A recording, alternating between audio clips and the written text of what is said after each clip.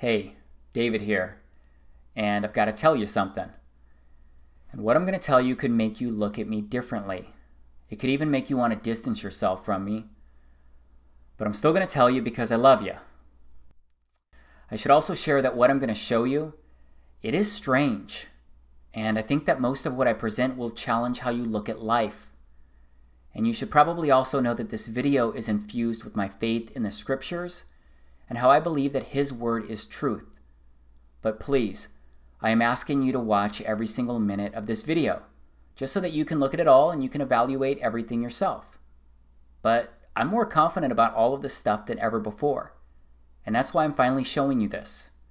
Because it is not in my best self-interest to be vocal about any of this. Because I've got a pretty solid thing going in life right now. So I kind of look at it like, why would I want to do anything to disrupt that? I'll tell you it's because there is something burning inside of me, and it's compelled me to document this strange truth project. Also, I really feel like I just need to get my record on file. And straight up, I really want to share it with you. That's all I really have to say for now. So, let's get into it. Copyright and fair use disclaimer. This educational video may contain copyrighted material, the use of which has not always been authorized by the copyright owner. We are using this material strictly for educational purposes only. We believe this constitutes a fair use of any such copyrighted material as provided for in Section 107 of the U.S. Copyright Law. In accordance with Title 17 U.S.C. Section 107, the material used in this video is distributed without profit. The views expressed in this video are solely the views of the creator of this video teaching and not to reflect on the copyrighted material directly. Hashtag TEAMYAHAWASHI.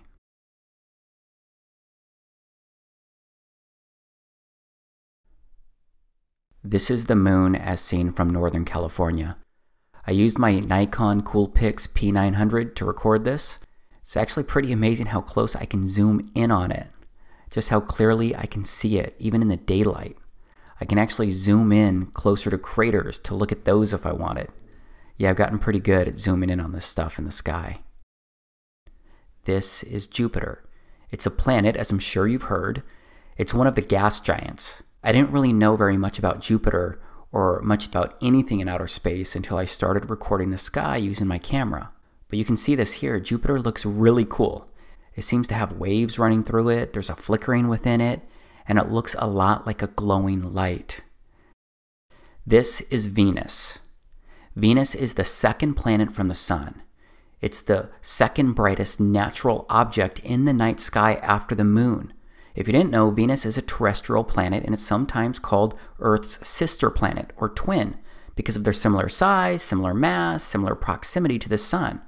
Here's Venus slowed down a bit. Venus seems to have waves running through it too. Venus isn't the only object in the sky that does this though. So let's look at a few stars. This is Vega. It's the fifth brightest star in the night sky, and it's the second brightest star in the northern hemisphere, which is where I'm at in the United States. But just look at it. There are some really unique colors in there. It also looks like it's pulsing and waving and moving around inside of it.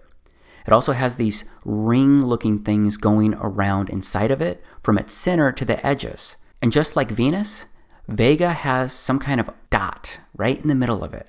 But let's look at another star. So this is Arcturus. Arcturus looks like a disco ball with so many amazing colors flashing inside of it. Arcturus is the fourth brightest star in the sky and the brightest star in the northern celestial hemisphere. It's straight up amazing and beautiful. This is Polaris. It's also called the North Pole Star, which is also in the northern hemisphere. Notice how this star doesn't move across the frame of my camera. Remember how all of the previous objects I showed you so far, they moved pretty quickly across my lens when I recorded them. Well, as you may know, Polaris doesn't move more than a degree, and all of the circumpolar stars in the northern hemisphere rotate around Polaris.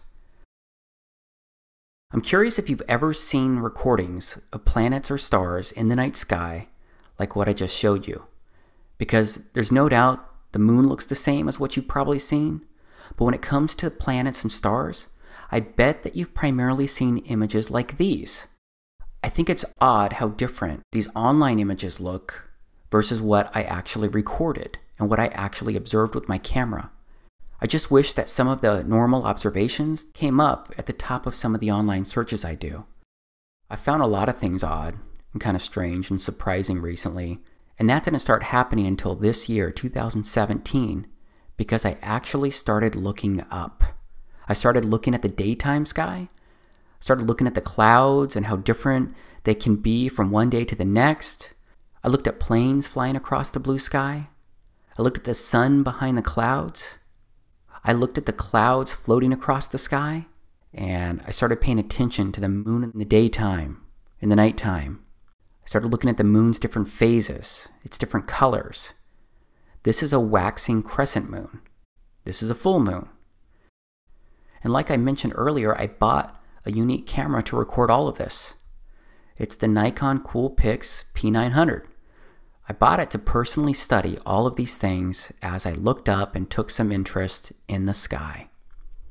And my interest in the sky and my studies, they led me to look into the missions in outer space.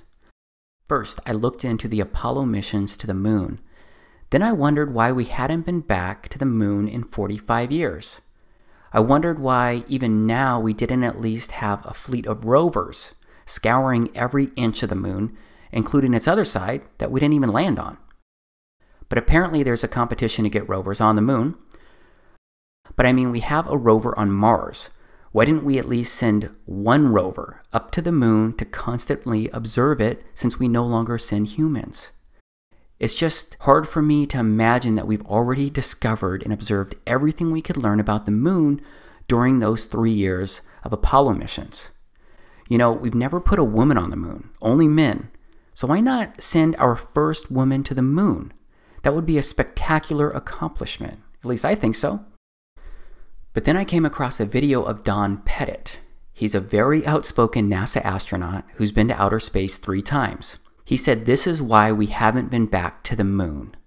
I'd go to the moon in a nanosecond. The problem is we don't have the technology to do that anymore. We used to, but we destroyed that technology, and it's a painful process to build it back again. Then I found out about the Van Allen radiation belt. Here's what a NASA engineer has to say about the Van Allen radiation belt. We are headed 3,600 miles above Earth, 15 times higher from the planet than the International Space Station. As we get further away from Earth, we'll pass through the Van Allen belts, an area of dangerous radiation. Radiation like this could harm the guidance systems, onboard computers, or other electronics on Orion. Naturally, we have to pass through this danger zone twice, once up and once back. But Orion has protection.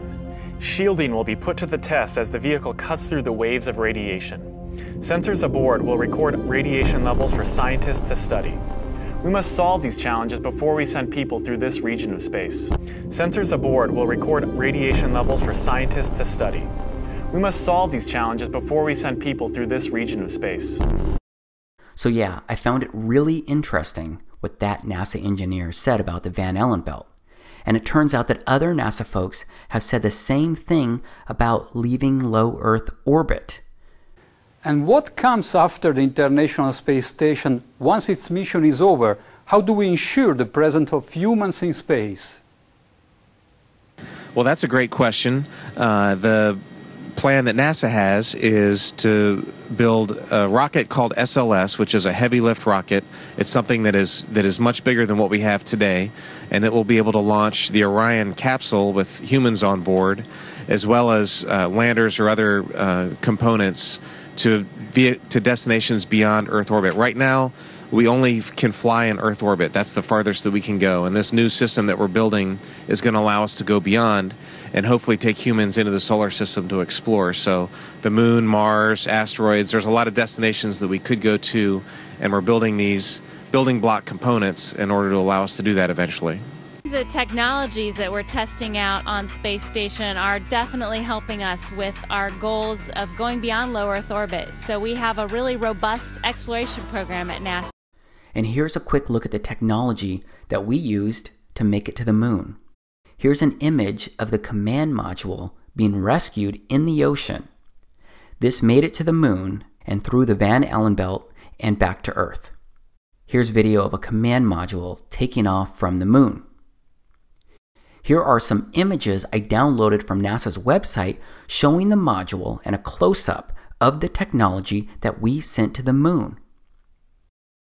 So yeah, I was surprised to hear about the Van Allen belt because we went to the moon 9 times and sent 12 men during the Apollo missions from December of 1968 to December of 1972.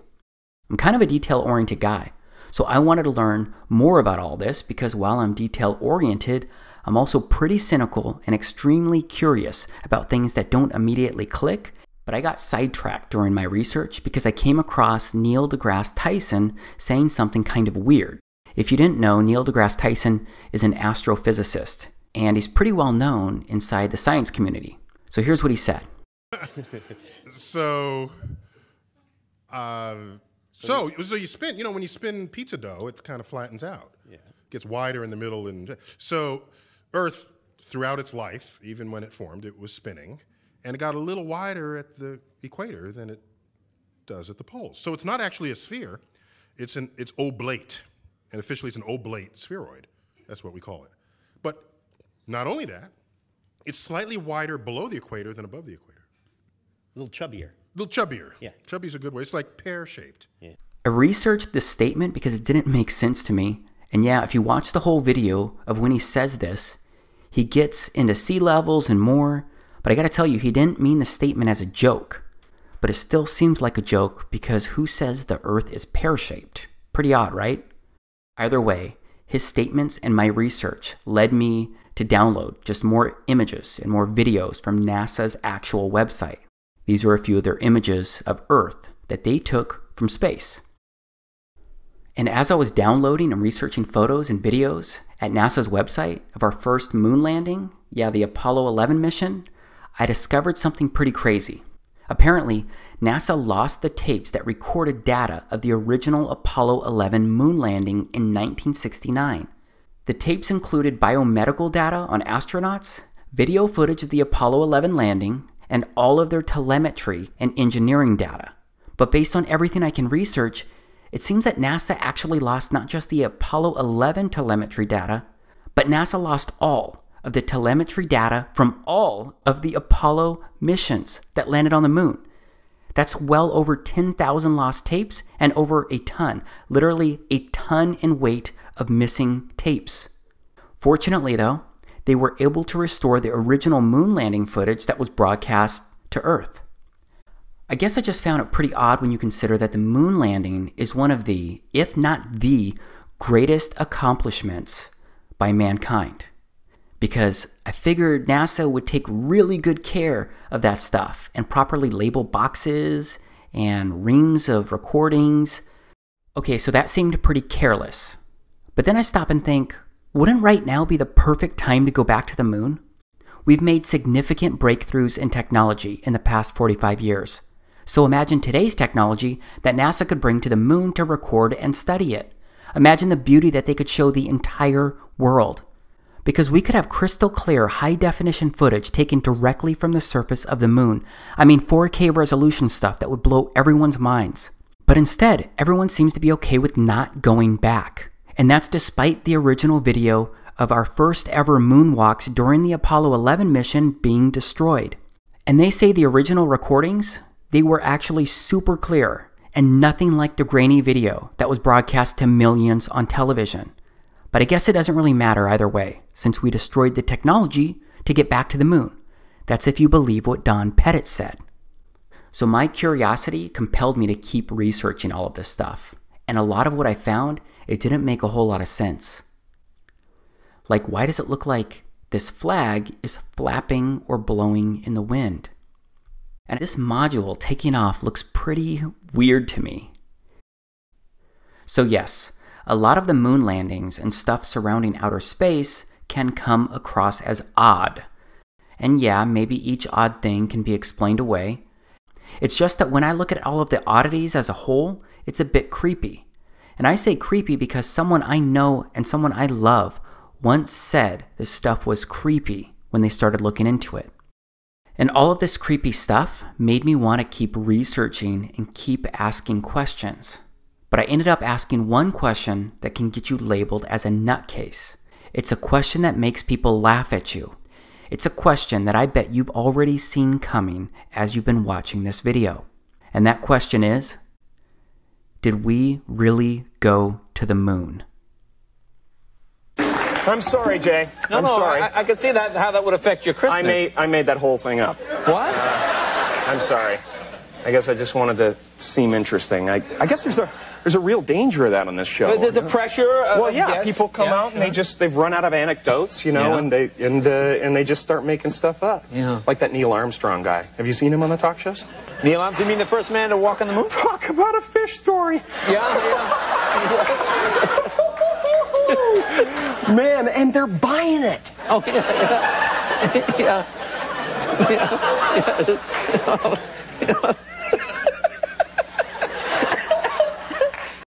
Yep, we all know that people get labeled crazy or get called conspiracy theorists for questioning the Apollo missions or if we ever went to the moon. But please stay with me here, okay? I promise that I've really given this a lot of thought, and I've considered how something like this could actually happen. And since we no longer send people to the moon, I started looking into other info and footage surrounding outer space. And I found some interesting things there too. This is Gemini 4 that was completed in June of 1965. That was well before the Apollo 11 mission. This is the first American spacewalk recorded using an 18mm lens camera, and it recorded at 6 frames per second. But straight up, this looks like stop motion video to me. Back to what's odd. And it's that I can't find any other video of astronauts turning their helmets. A turning helmet appears to be only happening during this first ever spacewalk. Because the thing is that my research showed that the helmets couldn't turn or swivel because they're fixed to an airtight ring base. And once the suit is pressurized, it all becomes extremely stiff. And I don't see the helmet turning again in any of the video for this spacewalk or any others. But there's a lot of footage available that's been taken from the International Space Station, the ISS. This is it here. Of course, a lot of live interviews and videos have been done and recorded from the ISS, and that's resulted in a lot of footage to look at. First, and this one's just kind of really funny to me, it turns out that there's a lot of weird-looking hair on the space station. It's like the hair is gelled or hairsprayed up, like straight up, and it's not supposed to move. Why not just let it flow and showcase its weightlessness? Maybe it would get in the way, but there are also ponytails and such, right? You look like you're in a studio, maybe in Omaha, Nebraska or something. The shot is so clear. Is this a hoax? Are you really in space still? See the hair? Okay, this is a good place to freeze for a moment and transition, because things go from questioning weird hair to deeper levels of strange. See the hair? I don't know. We're going to have to do something for you. Yeah.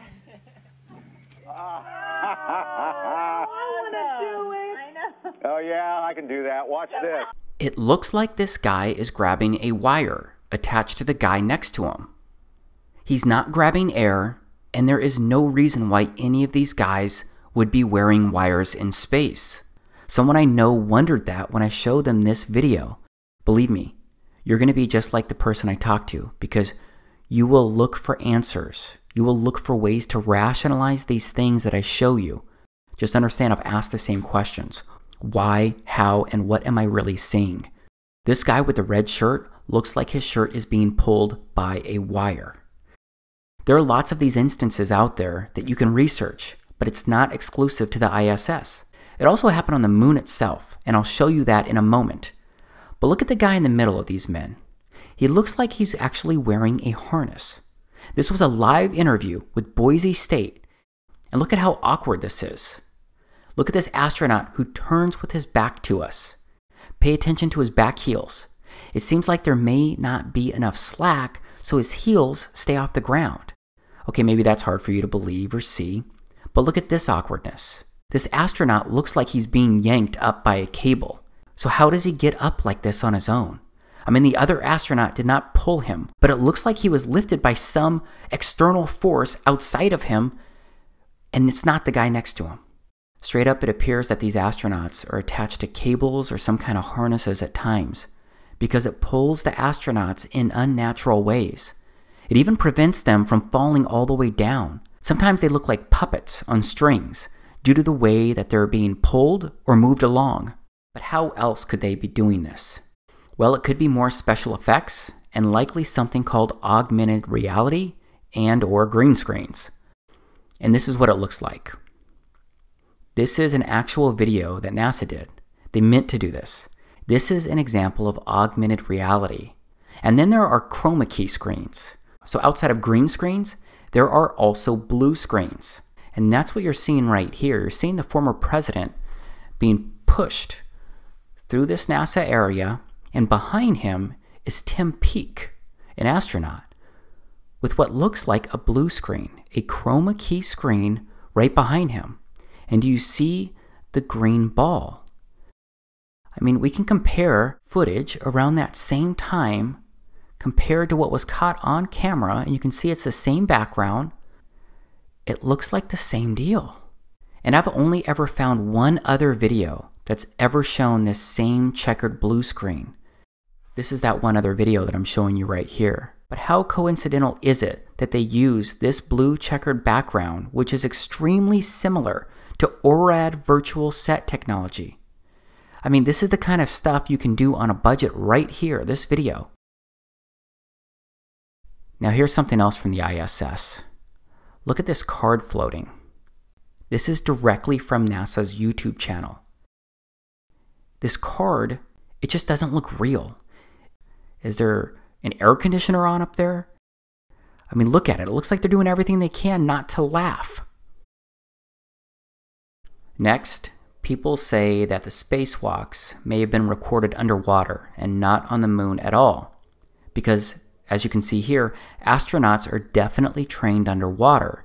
So a lot of folks believe that they may have faked the spacewalks by doing it underwater as well.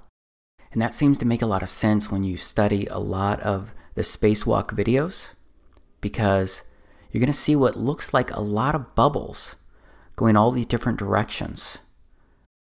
Who knows which direction the camera was actually pointing when these were recorded, but they look like air bubbles escaping maybe from underwater pools where some of these things were recorded or faked.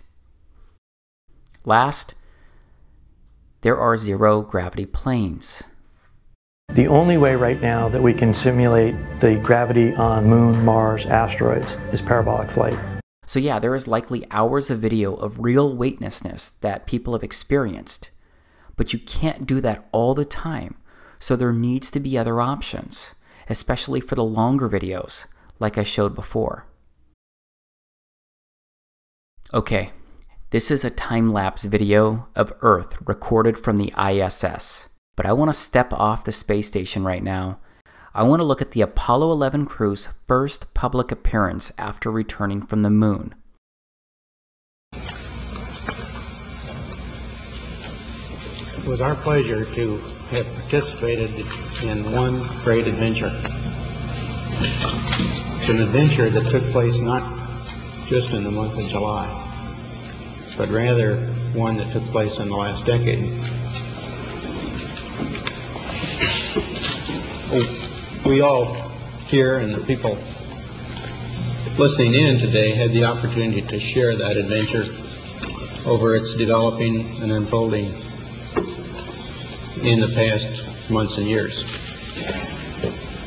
It's our privilege today to share with you some of the details of that final month of July that was certainly the highlight for the three of us of that decade. So a lot of people question that video and the emotions that they showed at this press conference, especially Neil Armstrong, who was in the middle. But yeah, it looks like maybe they were impacted by being on the moon. That could be a significant moment. Just as a heads up, this news conference occurred on September 16th, 1969, and these astronauts returned to Earth on July 24th, 1969. So yeah, it's less than 2 months for them to get their bearings, but it turns out that they did forget a lot in that short time frame. When you looked up at the sky, could you actually see the stars and the solar corona in spite of the glare? We were never able to see stars from the lunar surface or on the daylight side of the moon by eye without looking through the optics. I don't recall during the period of time that we were photographing the solar corona what stars we could see. I can't imagine that he was debriefed and that kind of question wasn't asked. What he saw, what he felt, what he experienced while on the moon. And now listen to Mike Collins, who was sitting to the left of Neil Armstrong. I don't remember seeing any. Neil, you were a little bit concerned, you said about... So now Mike doesn't remember seeing any stars either. We have to remember that the reporter asked about them looking up at the sky and if they could see the stars based on the circumstances. So Mike Collins' answer has got to apply to his experience in the command module itself because he didn't walk on the moon or go down to its surface. But let's look again at Neil's response to what Mike said. I don't remember seeing any. Neil, you were a little bit concerned, you said about... Notice his body language, and it looks like Neil even whispers something under his breath to Mike. Was he telling him to simply shut up? I don't know, but the interaction looks really odd to me. All right, here is another interview with Neil Armstrong. And right after I show you this quick piece, I'll immediately share a few more statements made by other astronauts who shared what they could or couldn't see while in outer space. Mr. Armstrong, I do realize that when you were on the moon, you had very little time for gazing upwards. But could you tell us something about what the sky actually looks like from the moon, the sun, the earth, the stars, if any, and so on? The sky is a deep black when viewed from the moon, as it is when viewed from cislunar space, the space between the Earth and the moon. The Earth is the only visible object other than the sun that can be seen, although there have been some reports of seeing planets. I myself did not see planets from the surface, but I suspect they might be visible. Whilst from in Mark space, Cameron. This is from Mark Cameron. Whilst in space, have you ever looked away from Earth into the black void? Yeah. All because the you time. can see. Yeah. Because you can see the stars. Oh yeah. You know, and pretty much all the time you can see the stars. The sky is a deep black when viewed from the moon, as it is when viewed from cislunar space, the space between the Earth and the moon. Space, and you're on the sun side of the orbit. The sunlight washes out all the starlight, so you can't see any stars, just like here on Earth. There's all the stars there, and the cool thing is about it, you can see it during the day. Yeah, you can, and there's more than stars. You can see planets. You can see moons. You see the gas Magellan clouds of the you Milky Way see the galaxy. Magellan. Pretty much all the time you can see the stars. Then when you look out into deep space away from the sun, it's the darkest black you can imagine. So this black space you're looking at on your screen right now could or couldn't be what you see when viewing outer space from outer space. I guess you have to go to outer space or walk on the moon to confirm this truth for yourself. But I'm going to stay focused on the objects in outer space because I want to ask why the images of stars and planets taken by satellites in space look so different to what I actually observe with my camera. Here's Venus again, as seen through my Nikon P900. Here's Arcturus again. Here's Vega again. Here's another star, Antares. It looks pretty cool too. I showed you my online research earlier, except I can't find any video of these amazing stars or planets that were taken by NASA. Now we're looking at NASA's website. From 1 million miles away, NASA camera shows moon crossing face of Earth. It says a NASA camera aboard the Deep Space Climate Observatory Discover captured a unique view of the moon as it moved in front of the sunlit side of the Earth last month. The series of test images shows the fully illuminated dark side of the moon that is never visible from Earth. The images were captured by NASA's Earth Polychromatic Imaging Camera, EPIC, a 4-megapixel CCD camera and telescope on the Discover satellite orbiting 1 million miles from Earth. First off, that looks very similar to the same side of the moon that I look at. Be interested to know if it's identical. But here below it says this animation features actual satellite images of the far side of the moon, illuminated by the sun, as it crosses between the Discover spacecraft's Earth Polychromatic Imaging Camera EPIC and telescope. This is supposed to be the moon passing the Earth from 1 million miles away. So yes, at the same time, I'm criticizing and thinking that their video, their animation doesn't even look real, but I'm also still wondering why we just don't have more videos by NASA of outer space itself. But there are some recordings out there.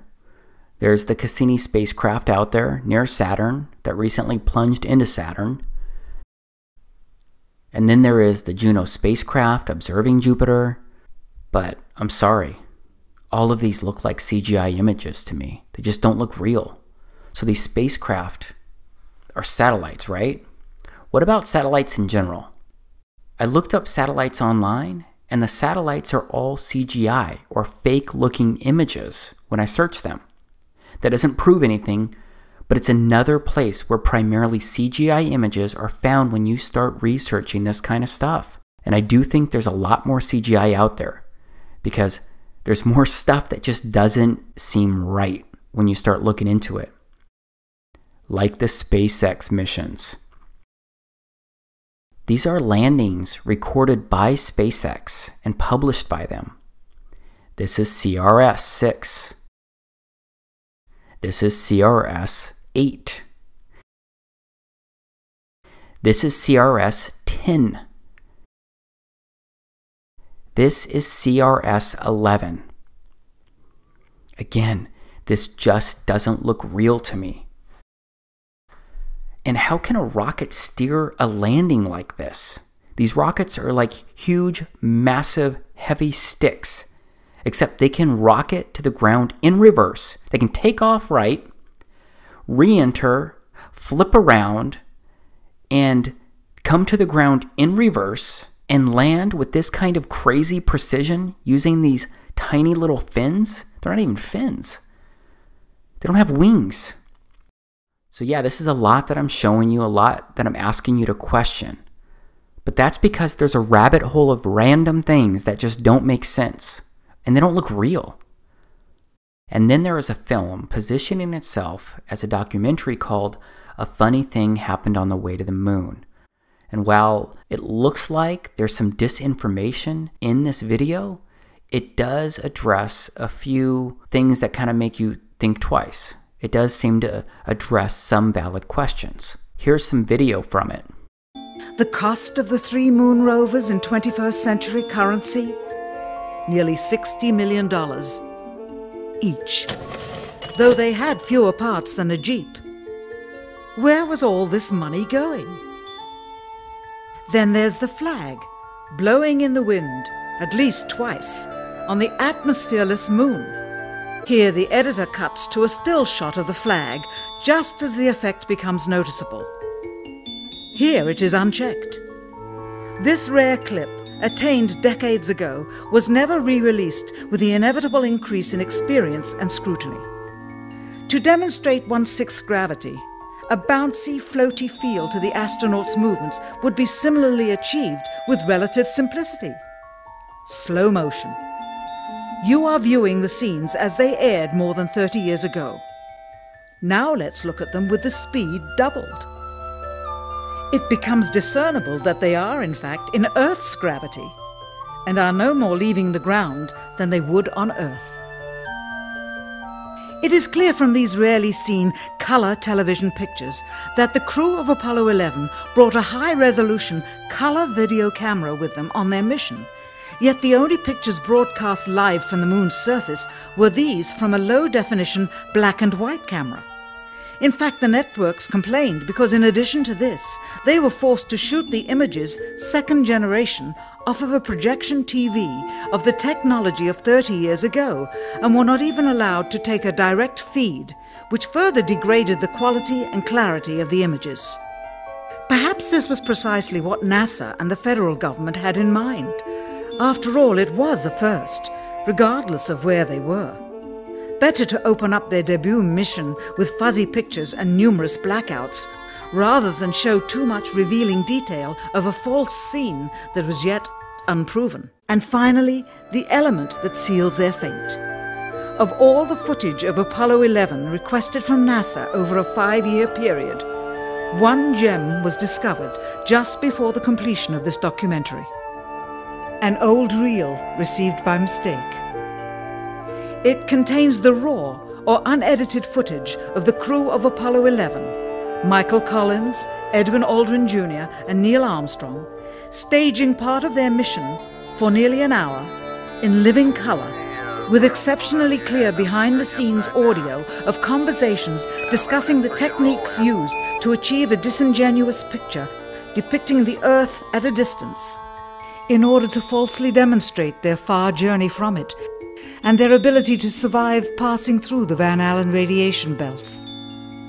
It cannot be misconstrued that this staging was done for some other reason prior to the mission, for the reel itself is slated and dated July 18th, 19th and 20th, 1969, the very days of the mission when they were said to be approaching and achieving lunar orbit. Understand, too, that only about 20 seconds of this raw footage was ever broadcast to the public, and these conversations discussing their deception were believed to be private, until now. Here they discuss that these television transmissions were in fact not broadcast live as everyone believed. They were first screened and edited for playback later. Roger, Neil. We just wanted a narrative such that we can, when we get to playback, we can sort of correlate what we're seeing. Thank you very much. Here they discuss the fact that they have turned out the lights and have blocked out sunlight from entering the spacecraft through the other windows, as to not cause any reflected light to fall onto the spacecraft's wall in the foreground. Okay, very good. Well, we shut out the sun coming in some of the other windows into the spacecraft, so it's looking through the number one window, and there isn't any reflected light. We only have one window that has a view of the Earth, and it's filled up with the TV camera. This is where the astronaut is back in view, but the lens was supposed to be on the window. Is it legitimate? I don't know. There's just so many weird things about the Apollo missions when you research them. And again, I'm not vouching for a funny thing happened on the way to the moon, but it does address a few questions that seem to make sense, that seem to be worth asking. And then there are the space shuttles, which are supposed to be gliders when they re-enter our atmosphere and they land. So space shuttles don't have the appearance of what you would think is a glider, and they make what appears to be lots of crazy loud jet propulsion noises when landing on runways, just like regular jets do when they're landing.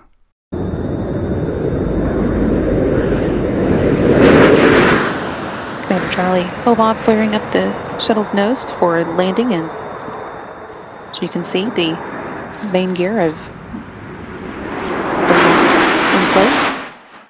And since we're talking about jet propulsion, let's go back to the moon for a moment, because some have pointed out how there's no crater underneath the lunar module landing.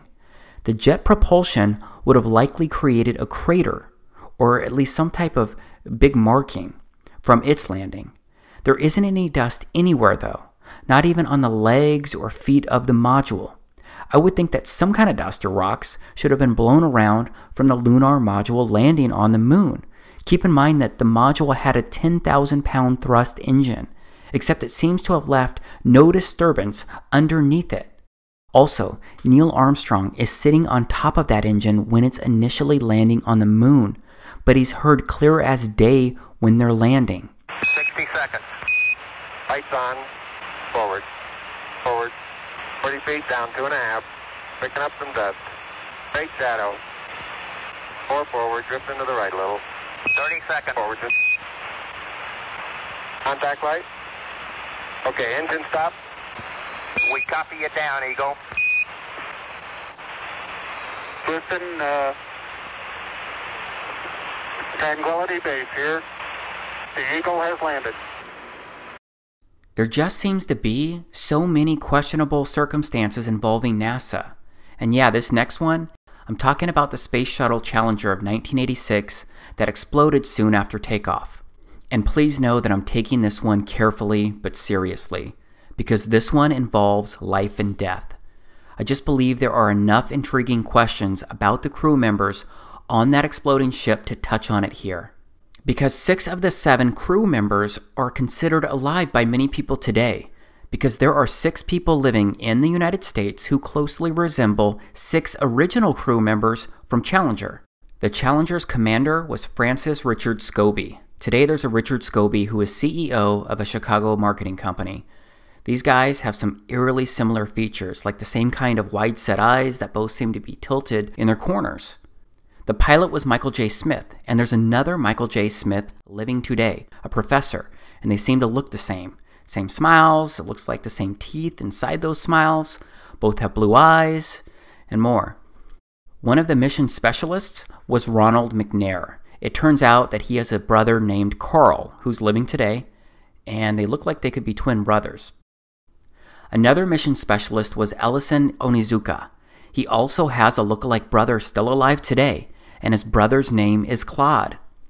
Another mission specialist was Judith Resnick, and there's a Yale law professor with similar features and identical name living today. And then there was the teacher Sharon Krista McAuliffe. Well, there is a Syracuse professor named Sharon A. McAuliffe who looks a lot like the original crew member with the same first name and last name. Again, I do not take sharing this information lightly, because it is a serious thing when you question if people may have really died. So I don't know about this for sure. I just know that the odds seem pretty crazy that 6 of the 7 crew members have people living today with appropriately similar ages, nearly identical names, and strikingly similar features. And what about the fact that we're now planning to send humans to Mars, and we want to colonize it? So forget about inhabiting the moon, which would be way easier because it's way closer and we've already put people on the moon, but instead let's go inhabit Mars, which is much further away and way harder to get to. So everything I've shared so far, to me it's really bizarre and odd. Much of it doesn't add up, if you ask me, but still, many of you will find explanations. There's a lot of info out there, but based on what my eyes have seen, based on using my own personal logic, even if I wanted to eliminate half of the things I just showed you as untrue, I simply can't explain away the other half as untrue, because there is too much that just doesn't make sense in my head. But after looking over all of the information and evidence surrounding our explorations into outer space, the moon landings, and what science teaches me about it all, based on what I can actually observe and prove myself, I'm now at the point where I don't believe we ever went to the moon. I don't believe we've gone to outer space in the way that they tell us. I don't believe an International Space Station is orbiting the Earth. I don't believe it's possible. And there are many more extremely compelling reasons why I believe this, beyond the limited information that I've presented so far here. Of course, I promise to show you much more here, but I want to pause before moving on, because this information may be new to you, and that can make it hard to believe or even consider. You may be laughing at me right now, or wondering when Dave lost his mind and went full conspiracy theorist. I used to think that it was crazy before I started researching all of this.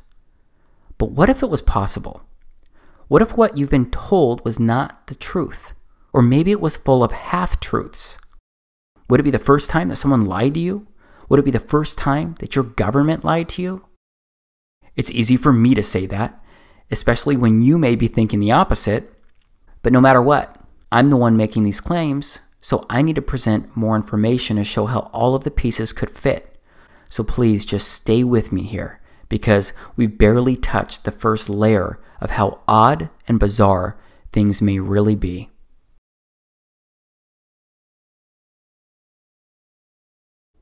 Okay, Earth is what we're going to get into right now. We're going to focus on the place that you and I both live and exist. First off, what does the Bible say about Earth? Let's look at the first book of the Bible and see how the story of creation begins. In the beginning, Elohim created the heaven and the earth was without form and void, and darkness was upon the face of the deep, and the Spirit of Elohim moved upon the face of the waters. So that said, Earth came into existence on the first day of creation, except the God of the Bible withheld the creation of the sun, moon, and stars until the fourth day, which is revealed inside Genesis chapter 1, verses 1 through 14. So the way that I read that is that Earth is unique, and it holds center stage inside God's creation. But whether you are a Christian or not, isn't it at least possible that Earth could be the center and heart of everything? But whether you believe that Earth is the heart or not, it turns out that it's really hard to get good photos of Earth. And obviously, we have to go to outer space to get photos of Earth itself. This is an article at the White House, A New Blue Marble, July 20th, 2015. NASA releases its new blue marble photo, first such photo since 1972. No one on this planet had ever seen a whole picture of the Earth until 1972. And you can see it's also at medium, and that's where I'm going to go to now to look at that because it has a cleaner layout. You can see it's the same deal by Scott Kelly, NASA astronaut. No one on this planet had ever seen a whole picture of the Earth until 1972. Then you get the blue marble. This is a photo of it. It was the first full photo of Earth taken on December 7th, 1972, and that was the Apollo 17 spacecraft that took that. You got another photo here. Looks a little different. Okay, you got another image. So why is the blue marble a bigger deal than these? Turns out it's quite tricky to take a good photo of the entire Earth. The planet is big, and there's a lot of lighting issues. As a result of these challenges, NASA, NOAA, and other science agencies most often rely on composite images to depict our planet. These images stitch together multiple high-resolution snapshots taken by satellites already in orbit to produce one seamless portrait of the Earth. And that's what the three photos above are, composite images, produced by NASA over the past 15 years, released respectively in 2002, 2007, and 2012. Composite imaging is an extremely useful tool for helping people understand the Earth, like this black marble, which, by stitching together multiple views of the planet, shows a full global view of the Earth's city lights. That's why today I am excited to see that NASA has released its new blue marble, the first of many more to come later this year. The blue marble is the first fully illuminated snapshot of the Earth captured by the Discover satellite. It looks like it's a joint NASA, NOAA, and U.S. Air Force mission. And there's a guy who's famous for doing these composite images and manipulating data and putting it all together. And this is the guy right here. This is from NASA's website. It's an interview. Data visualizer and designer Robert Simon. And they ask him, what do you do? And what is most interesting about your role here at Goddard? How do you help support Goddard's mission? And he says, my role is to make imagery from Earth sciences data. I turn data into pictures. I look for new interesting events that NASA satellites have seen or that are hidden in the latest data to find anything interesting that shows off NASA's unique capabilities. Finding things is the fun part. I rely on engineers and scientists to produce the data.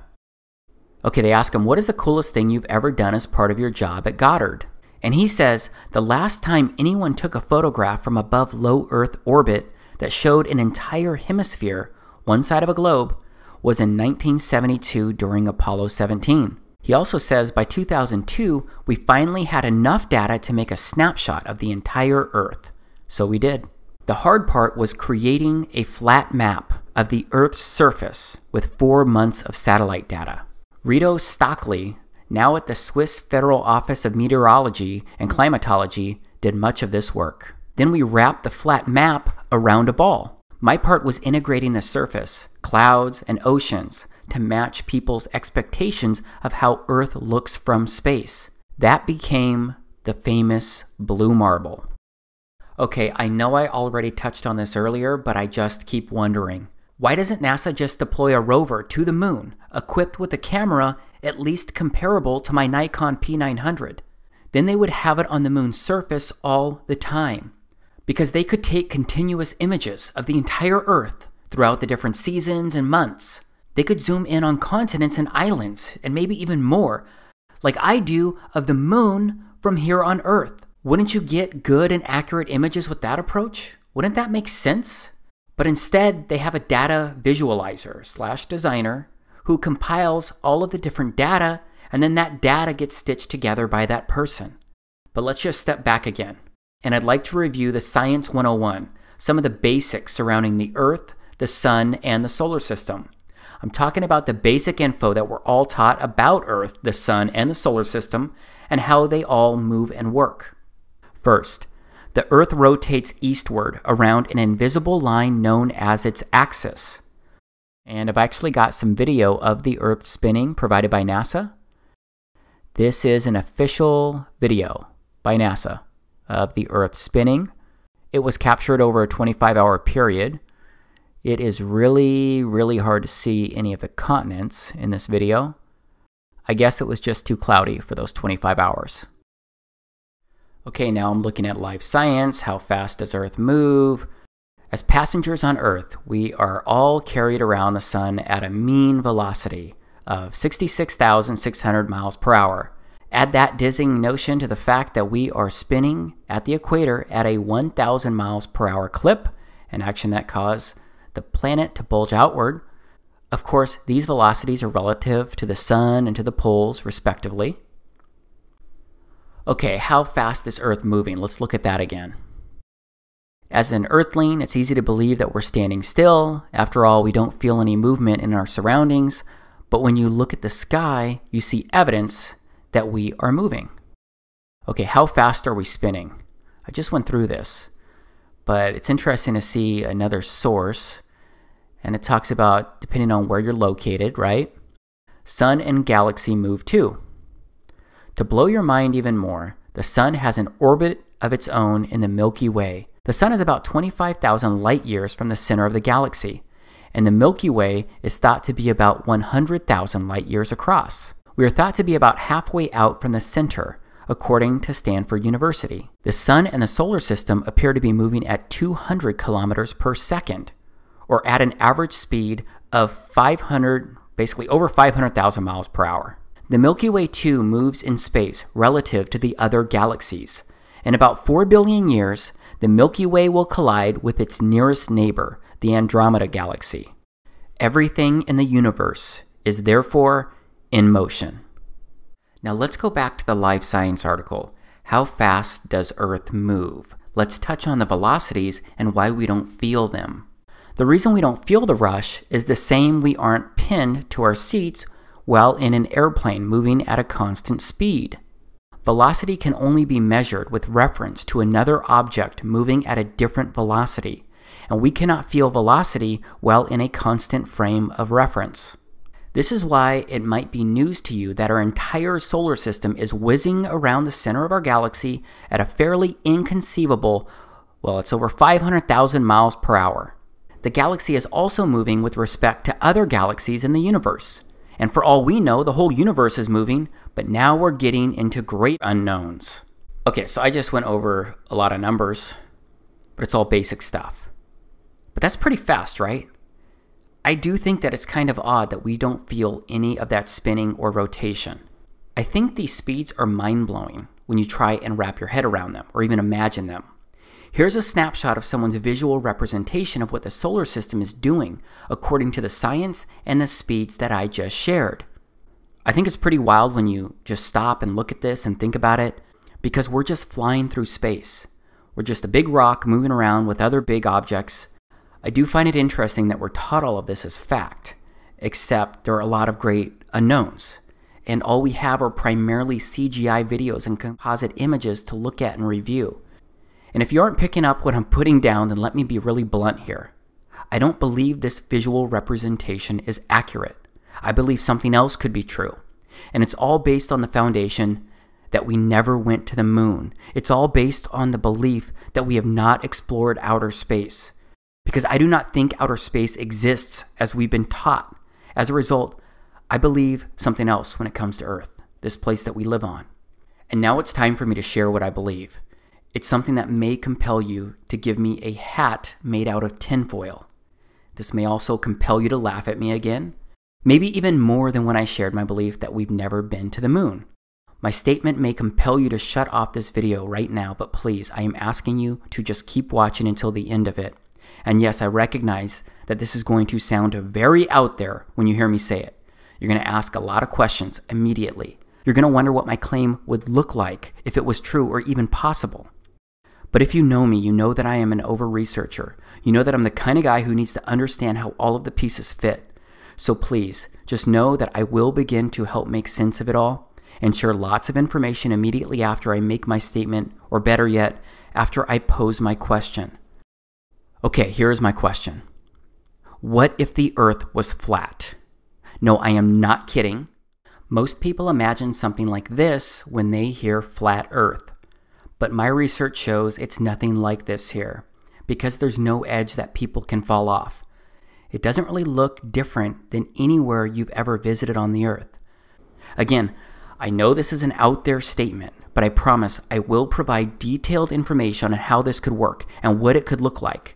I'll also share a map with a full breakdown. But before I go there, I need to go over some really important reasons why the spinning globe Earth model that we've been taught has issues.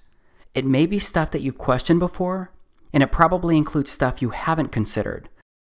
Yes, we're looking at this again.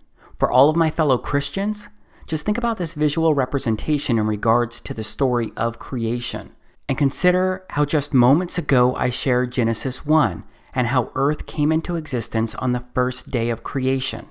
I mentioned how the God of the Bible withheld the creation of the sun, moon, and stars until the fourth day. So if Yahweh created the sun on the fourth day, then what was the Earth rotating around for 3 days prior? Well, maybe Earth is special. And like I mentioned moments ago, it holds center stage in God's creation. And maybe Earth is not moving or rotating around the sun. Now let's keep this visual representation of the solar system in mind as I share some more important information, and it's related to the sky and what we can actually observe. So again, we know that there is a North Pole star. It's called Polaris, Alpha Ursae Minoris. Remember, this is what Polaris actually looks like. And remember, it doesn't move across the sky. It just stays there. And all of the stars in the northern hemisphere rotate counterclockwise around this star. But remember that the Earth rotates on its axis. And its axis runs from the North Pole star, Polaris, all the way down to the South Pole star, also known as Polaris Australis or Sigma Octantis. But I'm not sure many people think about these North and South Pole stars and how they work in relation to the Earth. Because just like the stars and planets rotate counterclockwise around the North Pole star in the northern hemisphere, the stars and all the planets actually rotate clockwise around the South Pole star in the southern hemisphere. These are long exposure shots that were taken by YouTuber Kofu72, and he did it by having a photo taken every 30 seconds. And it took an hour and a half of recorded shots to create just 10 seconds of Southern Star Trail video. So we have stars and planets rotating counterclockwise around the North Pole star. And we also have stars and planets rotating clockwise around the South Pole star. Except Earth and our solar system is supposed to be flying through space like this. But the North Pole star never moves above the Earth, and all the stars rotate around it. And the South Pole star stays in place below the Earth, and all the stars rotate around it the opposite direction down there. That's what the North and Southern star trails show us, and that's what we can actually observe when standing on Earth. So this makes me wonder, why do the stars that we can see in the northern and southern hemispheres stay aligned with the Earth as it spins? Why does everything in the sky, outside of the sun, moon, and wandering stars, why does everything else stay fixed on us and rotate around us from two very specific points on Earth? Well, I believe it's because we're special and we're the heart of everything. Straight up, I believe we've been told many untruths, and very shortly I'm going to show you how I believe all of this could actually work. Because isn't it strange that you feel none, I mean none, of the Earth's rotation? That's anywhere from 700 to over 1,000 miles per hour. Those are ridiculous speeds and you feel nothing. Or what about the other speeds that are allegedly happening right now? Like the Earth rotating around the sun or the solar system speeding at over 500,000 miles per hour. As humans, we can perceive movement. Our senses tell us when it's happening, even when we're in a car speeding down the highway, or when we're in an airplane, not just during takeoff and landing. Yeah, we get used to moving inside these objects, but we still know we're moving inside them, and we're moving at speeds a fraction of the Earth's rotation, except we don't feel any of the Earth's rotation. We don't feel the Earth orbiting the sun. We don't feel any speed. We don't feel any movement of the solar system itself. This is important, and many people just brush it off. You may be doing that right now, because again, we're told that we can't feel it because we're moving with the spinning Earth. We're told we're used to it. Yet our senses can and should be trusted, and if we're honest with them, they'll tell us that we're not moving at all. I believe it's that simple, but it's really hard to believe because it's not what we've been told since birth. But what about before birth? What do books that have been around for thousands of years say about all of this? Well, did you know that the scriptures consistently speak of an immovable, established earth? There are a lot of verses that are pretty explicit about this. So let's take a look at some of those verses right now. First, let's look at the beginning of Job 38. This is where Yahweh confronts Job about the way that Job was questioning Yahweh. Then Yahweh answered Job out of the whirlwind and said, "Who is this that darkeneth counsel by words without knowledge? Gird up now thy loins like a man, for I will demand of thee, and answer thou me. Where wast thou when I laid the foundations of the earth? Declare if thou hast understanding. Who hath laid the measures thereof, if thou knowest? Or who hath stretched the line upon it? Whereupon are the foundations thereof fastened? Or who laid the cornerstone thereof? When the morning stars sang together, and all the sons of Elohim shouted for joy? Or who shut up the sea with doors, when it brake forth, as it had issued out of the womb? When I made the cloud the garment thereof, and thick darkness a swaddling band for it, and brake up for it my decreed place, and set bars and doors, and said, Hitherto shalt thou come, but no further, and here shall thy proud waves be stayed.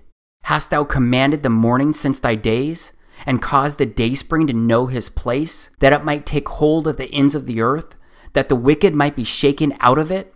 It is turned as clay to the seal, and they stand as a garment." So Yahweh speaks of foundations, and the foundations of the earth being fastened, and a cornerstone being laid. He speaks of the ends of the earth. Yahweh, the God of the scriptures, basically says to Job, "Who are you to question how anything on earth works when you weren't even there when I created this place?" I gotta say that this feels very similar to today, because it seems like everywhere I look, I see mankind giving explanations about how Earth works and how the solar system works, along with how everything works that actually came into existence around us. And those theories are basically presented as facts. So I think these verses from Job should be deeply considered as I continue, because I'm going to read a few more verses that speak of the earth being fixed and seemingly flat. This is 1 Chronicles 16:30. "Fear before him all the earth. The world also shall be stable, that it be not moved." This is Psalms 93:1. Yahweh reigneth, he is clothed with majesty. Yahweh is clothed with strength. Wherewith he hath girded himself, the world also is established, that it cannot be moved. This is Psalms 96:10. Say among the heathen that Yahweh reigneth. The world also shall be established, that it shall not be moved. He shall judge the people righteously. This is Psalms 104:5. Who laid the foundations of the earth, that it should not be removed forever? This is Psalms 19 verses 4 through 6. Their line has gone out through all the earth, and their words to the end of the world. In them hath he set a tabernacle for the sun, which is a bridegroom coming out of his chamber, and rejoiceth as a strong man to run a race. His going forth is from the end of the heaven, and his circuit unto the ends of it, and there is nothing hid from the heat thereof. This is Ecclesiastes chapter 1, verses 5 through 6. The sun also ariseth, and the sun goeth down, and hasteth to his place where he arose. The wind goeth toward the south, and turneth about until the north. It whirleth about continually, and the wind returneth again according to his circuits. This is 1 Samuel chapter 2, verse 8. He raiseth up the poor out of the dust, and lifteth up the beggar from the dunghill, to set them among princes, and to make them inherit the throne of glory. For the pillars of the earth are Yahweh's, and he hath set the world upon them. Okay, this is Proverbs chapter 8, verses 28 and 29. When he established the clouds above, when he strengthened the foundations of the deep, when he gave to the sea his decree, that the waters should not pass his commandment, when he appointed the foundations of the earth.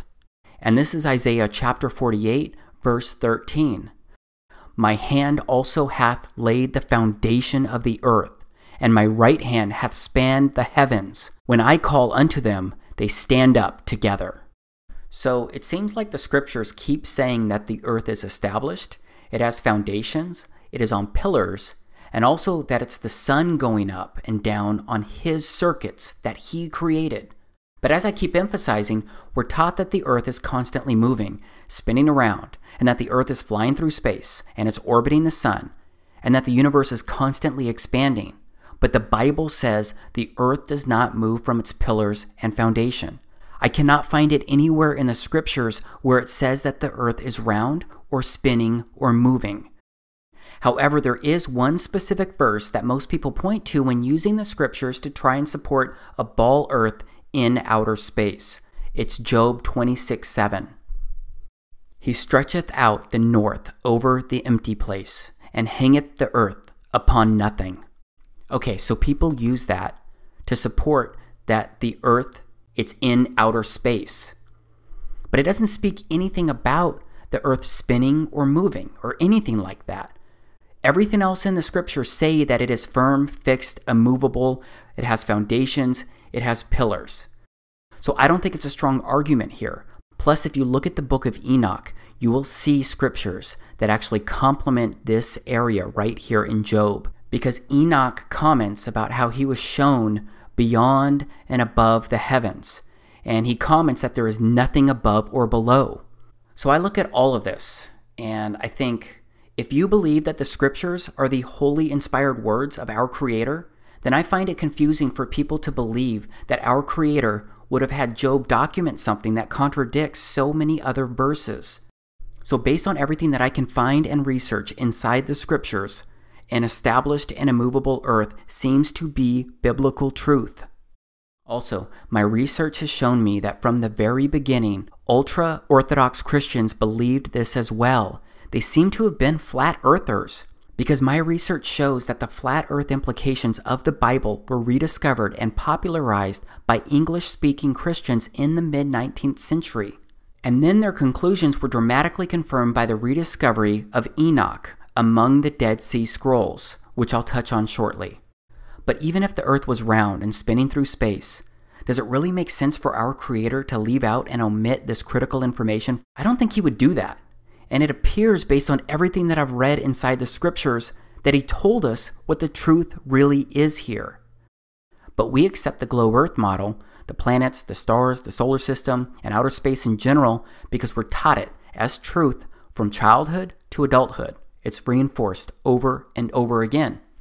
But as you can see here, the current popular belief of the Earth being a ball flying through space is only about 500 years old. It's relatively new compared to the existence of this Earth. But maybe you're thinking that people before this period of time had no idea how Earth worked. Maybe you think that they were clueless because they couldn't explore Earth or outer space like we allegedly do today. Well, I don't believe that people were ignorant about how this Earth worked or how it was created, because I believe they've been told by Yahweh, our creator.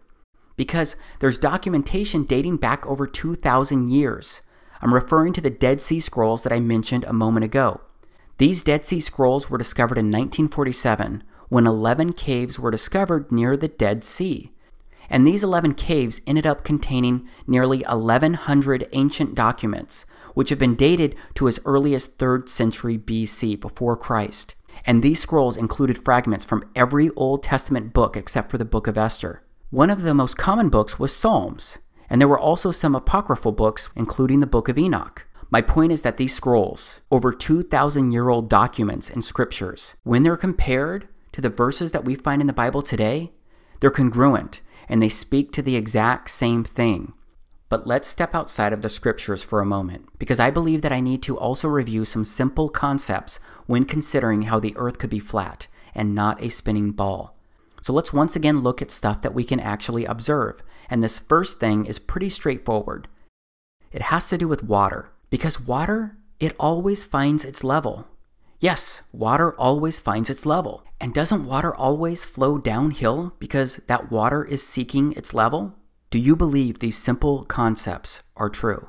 Do you believe that water always finds its level and that water runs downhill? I believe they're true because I observe them happening all the time. So what about the miles and miles of ocean reaching from one continent to another? How does that water not find its level? Okay, this is California on Google Earth. Now let's scroll all the way over to Japan. It's over 5,000 miles of ocean from California to Japan. That's a lot of water that has to have a lot of curve. Okay, so what you're looking at now is a crude mock-up that I created that is going to try and represent the California to Japan scenario with the curved ocean. And let's say you have someone standing on the beach in California. And then you have someone standing all the way over there on the other side of the globe in Japan. Let's zoom in on what the person in California would see. Right? They're looking around, they see nothing but a flat land. And if they were to use their water level, they would see it's flat. Everything's flat. And then if we looked at the other side with the person standing on Japan, on the edge, looking out into the Pacific Ocean, they could also take their water level and they would see that it's level. They would see that it looks nothing but flat when looking out. So you have these two people, and they're looking out. They both think that they're at the top of this ball. So what's really happening throughout this ocean, throughout this body of water? Can you take a water level to everywhere and it's going to be level? Yeah, of course you know that you could. But what if this is not what's really happening? What if this is what's really happening? And the two people standing on both continents are actually just at water level as well. Wouldn't that be easier to comprehend and understand? Because water always finds its level. So how is it not doing that across the ocean? Because even the ocean needs to find its level. I think this concept of water finding its level is a really big deal. I'm going to ask you to please do not discount this. And when it comes to water always finding its level, I've actually got a couple friends who are doing a world record water level test. Their names are Ronnie Harris and Jason Laufenberg. They run their own YouTube channels, but also run a shared channel at Beyond Flat Earth. And while I don't agree with everything that they've ever shared, we do agree on a whole lot, especially the Earth being flat. And I'm grateful to them because they've helped me discover and research so much. So they're going to do a world record water level test, which I'm fully supporting. It's going to be pretty simple with a total of 3 miles worth of hoses. Obviously, it's going to have some water, a surveyor, and a bit more. So just go to YouTube and search World Record Water Level Test to learn more about it or even support it. Now let's keep moving along because I want to talk about gravity. Because we're told that gravity is what makes much of this happen, right? And gravity must exist, and it must be true for the ball Earth to exist. So what do we know about gravity? Well, here's what one of the most popular leaders in science says about gravity. What is gravity? You have no idea. Okay, next question. Wow. No, here's the difference. We can describe gravity. We can say what it does to other things. We can measure it, predict with it. But when you start asking, like, what it is, I don't know. So to say, what is it? I think Einstein, in an Einsteinian answer, we would say gravity is the curvature of space and time. And objects will follow the curvature of space-time, and we interpret that as a force of gravity. That's probably the best answer I can give to a what is gravity question, or why is there gravity. That's the best I can do there. I think that's a good start. And I can also say that Einstein noted that matter tells space how to curve. Space tells matter how to move. Okay, are you confused yet? Apparently, I need to be an astrophysicist to understand or attempt to explain gravity. But if you zoomed in on the Earth from outer space and looked at the edge of the Earth, then you could see some really interesting stuff. You would see people standing sideways or even upside down. You would see mountains with the water rushing in startling directions. Remember, NASA could have and could still show us these types of videos by having a camera like mine on the surface of the moon. They could easily zoom in on the side of the Earth like I zoom in on the side of the moon. Then they could show mountains and more on their sides or even upside down. So yeah, I've tried to wrap my head around gravity. Maybe my brain is just too simple to try and understand it though. Especially when I picture it working the way it's supposed to work all around the Earth. Because this is literally how it would look. Water flowing upside down. People standing upside down. Except we all picture ourselves upright on top of the ball Earth.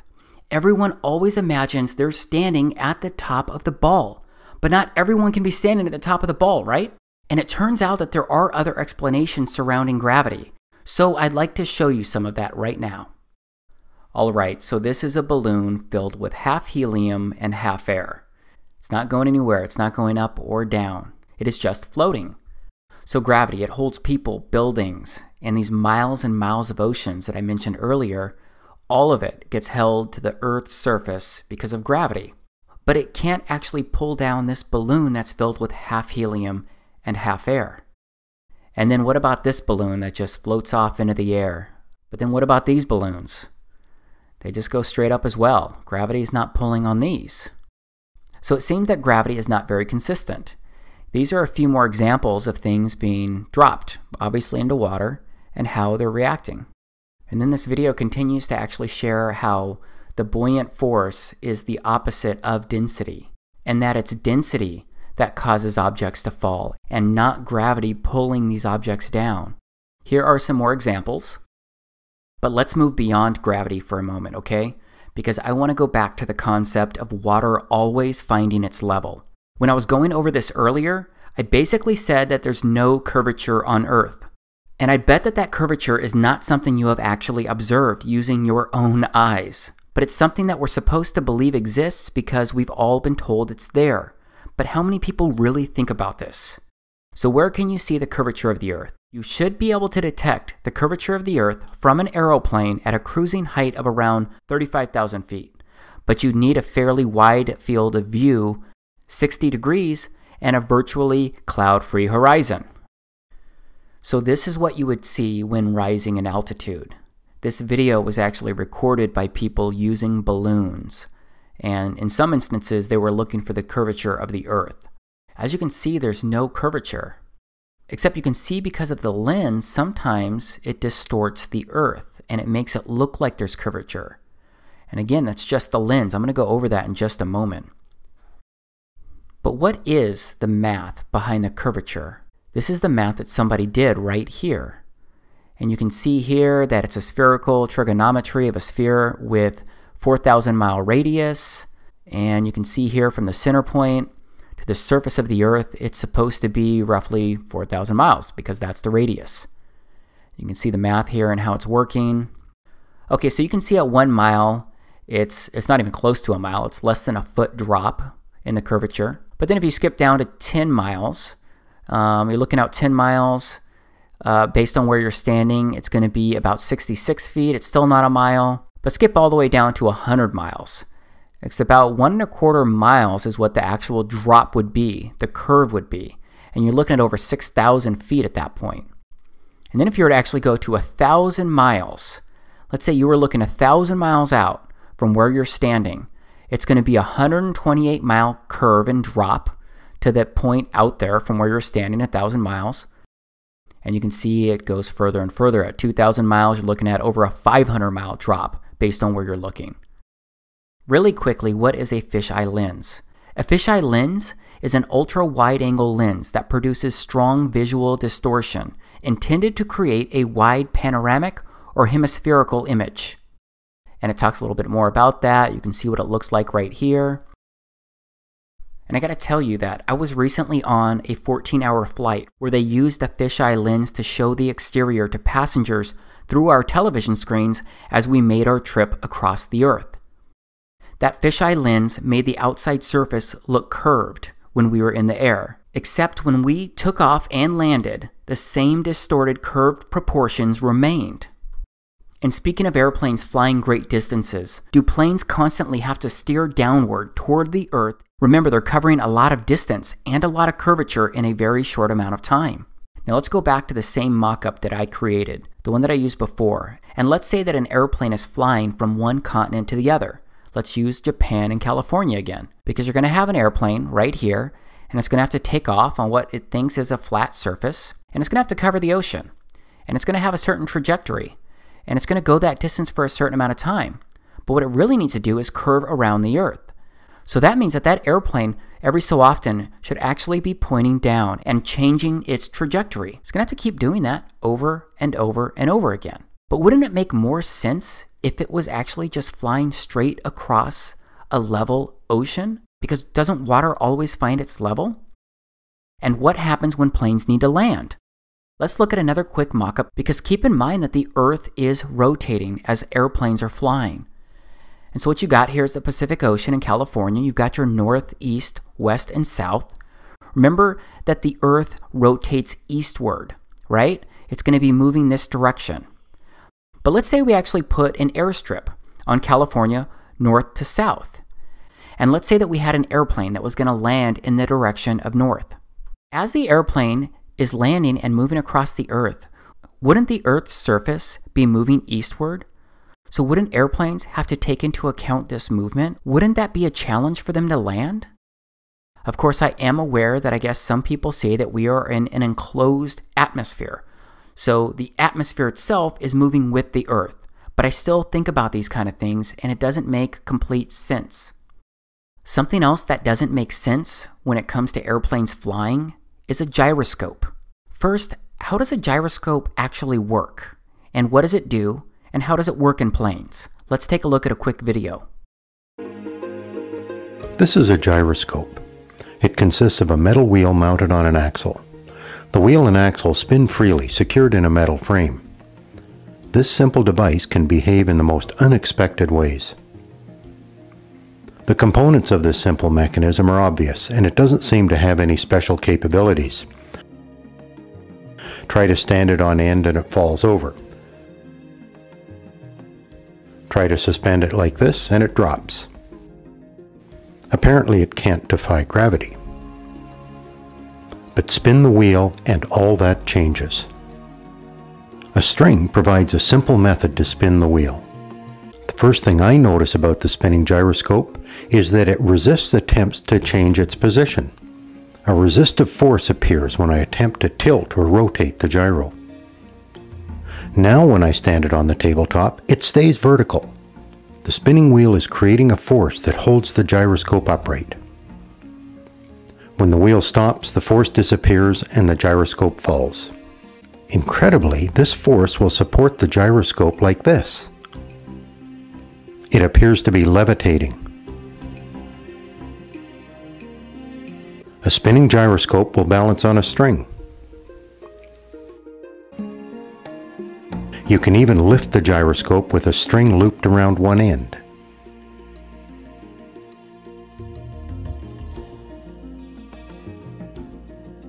This interesting behavior is difficult to explain. Physicists have determined that a rotating wheel has angular momentum, similar to the momentum that a stone flying through the air has. To change the direction of the stone requires a force. Similarly, changing the orientation of the rotating wheel requires force. The spinning wheel prefers to stay oriented as it is, and it resists any attempt to change that orientation. The fact that gyroscopes will maintain a particular orientation in space is very useful. In modern aircraft, an inertial guidance system uses spinning gyroscopes to monitor and control the orientation of the aircraft. The gyroscope is suspended in a special cage that allows it to maintain its orientation independent of the aircraft's position. If the aircraft rolls, electric sensors and contacts connected to the gyro send information to the pilot about the aircraft's orientation. Now let's go back to my previous example of flying from Japan to California and consider a couple other items. Remember, it's over 5,000 miles of ocean from Japan to California. And the curvature math says that with right at 4,000 miles of distance, there will be right at 4,000 miles of curvature from your starting point to the ending point, assuming that you're actually traveling 4,000 miles of distance. So with that in mind, let's look at my previous mock-up. Here's the airplane taking off, and remember, the Pacific Ocean must be curved based on what we're taught. So the airplane flying across these thousands of miles would need to keep pointing down due to the 5,000 miles of distance and thousands of miles of curvature below. So how can a gyroscope be properly calibrated on a globe Earth when there are thousands of miles of curvature? How does it work when the Earth is always spinning? Is the gyroscope constantly correcting itself? Is it constantly resetting itself? Is it constantly stopping and recalibrating itself? It just doesn't make sense to me when I look at everything and how it works.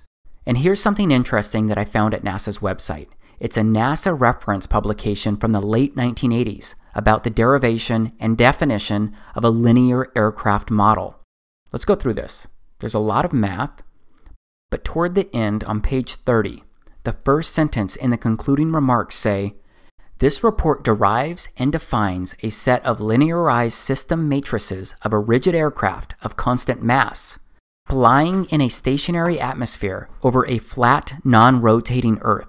I gotta ask, why would this exist if we're supposed to be on a spinning ball? NASA had already been to the moon several times and explored outer space in many ways by the 1980s. So why would they need documentation talking anything about a stationary atmosphere and a flat, non-rotating Earth? I just don't get it. And of course, I understand that this does not prove anything by itself. There are just so many things out there that when combined, they create a convergence of strangeness that makes your head spin like the Earth is supposed to be spinning. So yeah, all of this stuff is strange because whenever I look out a car, all I see is a flat horizon. And whenever I look out a plane's window, all I see is a flat horizon. Everywhere I look, I see a straight or flat horizon. The Earth appears flat to me based on everything that I can actually observe. And just look at these Bolivian salt flats, which are the world's largest salt flat at over 4,000 square miles. It has an extraordinary flatness, with the average elevation variations within about 3 feet over the entire area. And it seems as if stuff isn't really dropping down at a curve, out of our view of distance either. Because to me it seems like we can only see a few miles out, and then things start to get hazy, unless you go higher. Because when you go higher in altitude, that's when your circle of view increases, and you can see further out. Except based on the Earth's curvature using this math, the land should start dropping from wherever you're standing on a ball Earth.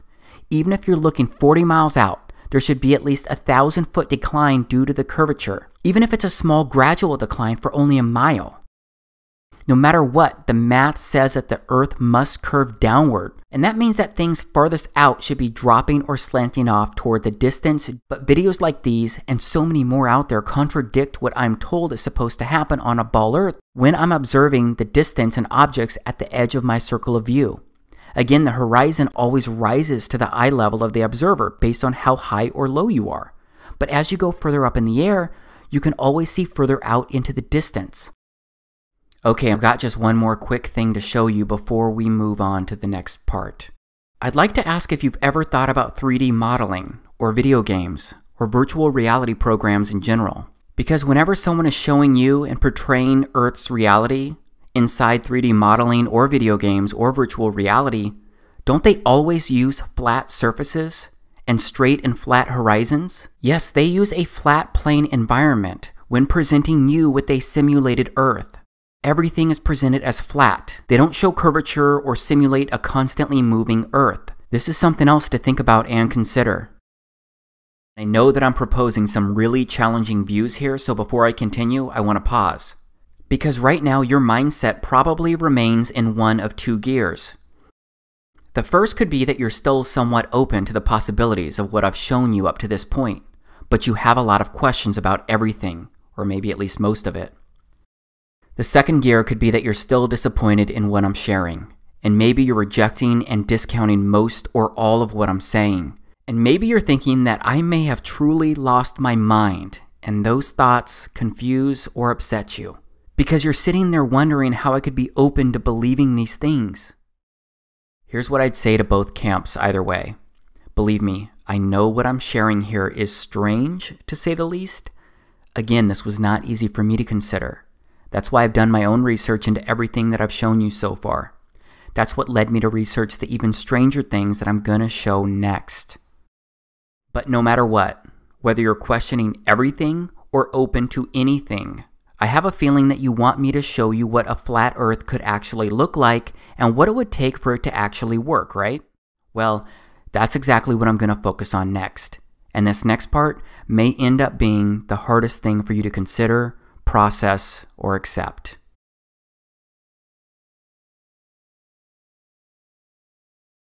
So at this point, you know the challenges that I see in this model of the Earth, the Moon, the Sun, and the solar system. And based on what people can actually observe, and based on my faith in the scriptures, I don't believe that we're flying through space, or that we're just a speck of dust in an ever-expanding universe. And I've offered examples and reasons why I believe so much of what we've been taught just doesn't seem to make complete sense. Except I've challenged you to consider that the Earth could be flat. And because of that, I've promised to show you how a flat Earth could actually work and what it could look like. And I'm going to do that here inside this part. But in order to show you that viewpoint, I need to reveal something else regarding this unique place that we all live. Because this something else is a foundational element for a flat Earth to be possible. And that means that things are going to stay strange. Because I'm going to tell you something that you may find even more out there than a fake moon landing. This may be interpreted as more out there than the Earth being flat. Because here's where I tell you that based on everything I've researched and everything I've discovered so far, and everything that I've been able to observe up until this point, it appears that we are living in a simulation. How do you think will virtual reality tie in the future of transportation, which you are working on? Thank you. Well, maybe we're in a simulation right now. Yeah. Yeah. Yeah, seriously. So, following the other speakers, I have a change of pace, a little bit of a fun talk. And what I'm going to try and do is convince you you're a simulation and that physics can prove it. Okay. So, instead of a usual uplifting talk, this is a different kind of talk. Okay. So, there's one thing you know for certain, that is that you exist as a flesh and blood human being. My goal is to convince you otherwise. Okay. So, logic is not going to be enough. You guys are going to be simulation deniers, right? I mean, there's just no way around it. So my actual goal will be to actually create a sliver of doubt in your minds so that you actually think about this and what it might mean. So I know this is a lot to throw at you. I've also got to immediately share that I do not agree with these men in regards to their definitions of a simulation, but it appears that their positions seem to contain some truth. Because based on what I can determine as of now, I believe we are living inside a simulation. But I don't believe humans are inside some simulation being run on some supercomputer. For the record, I believe the God of the Bible created everything around us. But please know that I'm going to do more than just say I believe we're in a simulation. I'm going to actually show you what I believe to be unique visual evidence that supports this claim. because there are visual wonders everywhere. They're mostly overlooked. But it does seem that this place can show us many things if we just look up and all around. First, these are crepuscular rays. Can you see them between the bed of clouds and the ocean? Can you see the rays shining down at some really unique angles? Well, Wikipedia says that crepuscular rays are rays of sunlight that appear to radiate from the point in the sky where the sun is located. This is pretty amazing, right? It's kind of crazy too, right? Dave from Enslaved by Media recorded this, and I'm going to also intertwine a lot of other footage. But can anyone tell me how a sun that's supposed to be 93 million miles away can create rays of light that go through the clouds at these angles? Do you know how close the sun would need to be to create these angles that we're looking at here? I bet you'll find lots of complicated scientific explanations out there about atmospheric optics and more, but those answers don't make much sense when you think about what we've been taught with the way light moves and travels, and what it would take to create these angles. And please know that these crepuscular rays happen to people all over the Earth, at different longitudes and latitudes, different seasons, different times of the day when the sun is around them. Now let's stay in the clouds for a bit, because my buddy Mike from Flat Earth Photography, he recorded this. Look at these shadows. The sun looks like it's actually in these clouds. This is what I call a visual wonder.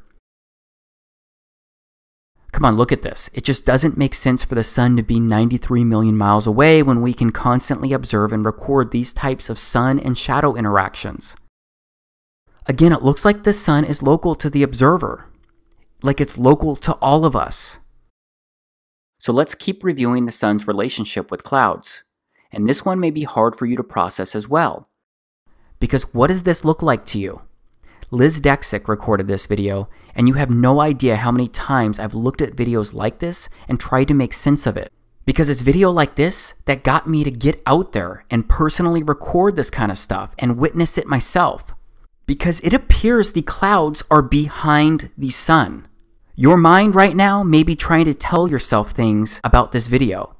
You may be trying to explain this away in this very moment. Like the clouds are too thin, or the clouds simply aren't coming through on the camera due to the sun being too bright. But just look at this and pretend what I'm saying was possible for just a moment. What does this actually look like to you? Does it look like the clouds are behind the sun? And if you're not sure, let's take another look. Let's see what happens when we add a negative filter and other filters. Do you see the cloud layers? Do you see the depth of the clouds and how the camera processed the sun as in between the clouds, with some in front and some behind in the back? And there are so many videos out there showing this phenomenon. So many people have recorded this from all over the earth. There's more evidence out there if you want to find it. Now I'd like to show you more strangeness that indicates we're living in a simulation. These are the shadows of trees during a solar eclipse. How are these kinds of shadows possible? Would you call these normal? Can you tell me how these shadows work? Again, maybe you'll find some scientific explanation for this out there, but I challenge someone to recreate these types of shadows through trees when an eclipse is not happening.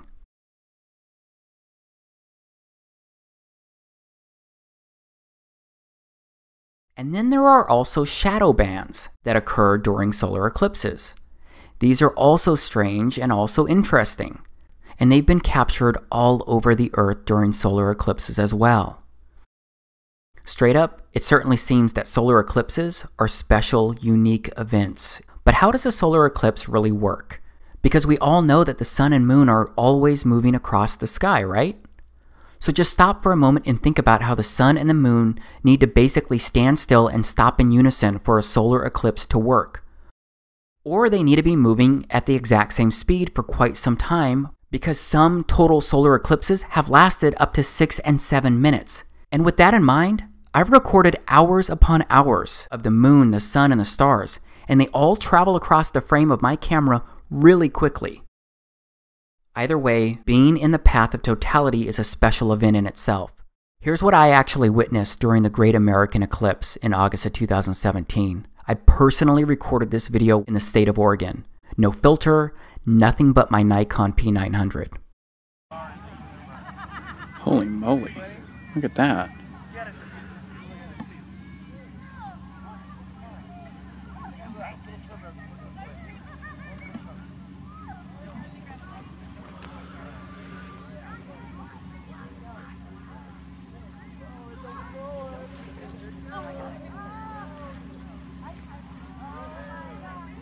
Here it goes. And here it goes.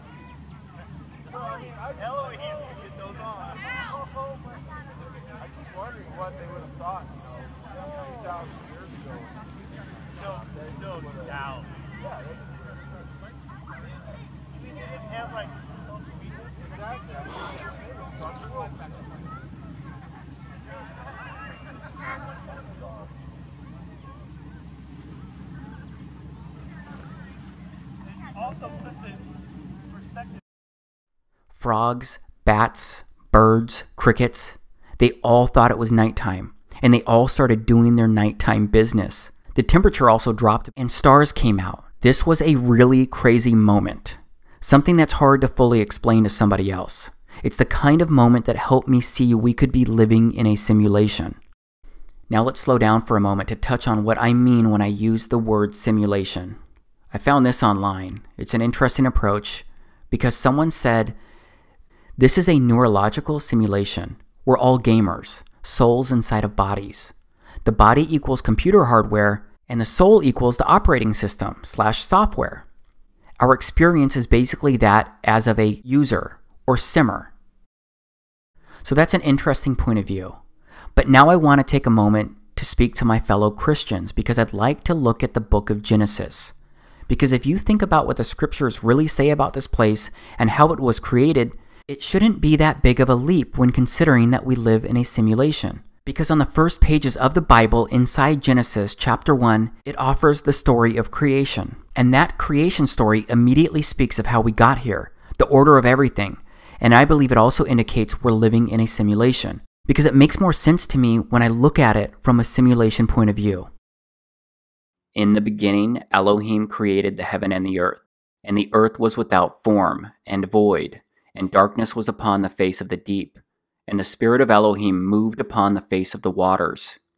And Elohim said, Let there be light, and there was light. And Elohim saw the light, that it was good, and Elohim divided the light from the darkness. And Elohim called the light day, and the darkness he called night, and the evening and the morning were the first day. Okay, so that's day 1 of creation. It says the God of the Bible created the heaven and the earth. The sun and moon did not exist here on day 1. The sun and moon weren't created and added until the 4th day of creation. So let's go to verse 14 and start reading. And Elohim said, Let there be lights in the firmament of the heaven to divide the day from the night, and let them be for signs, and for seasons, and for days, and years. And let them be for lights in the firmament of the heaven to give light upon the earth. And it was so.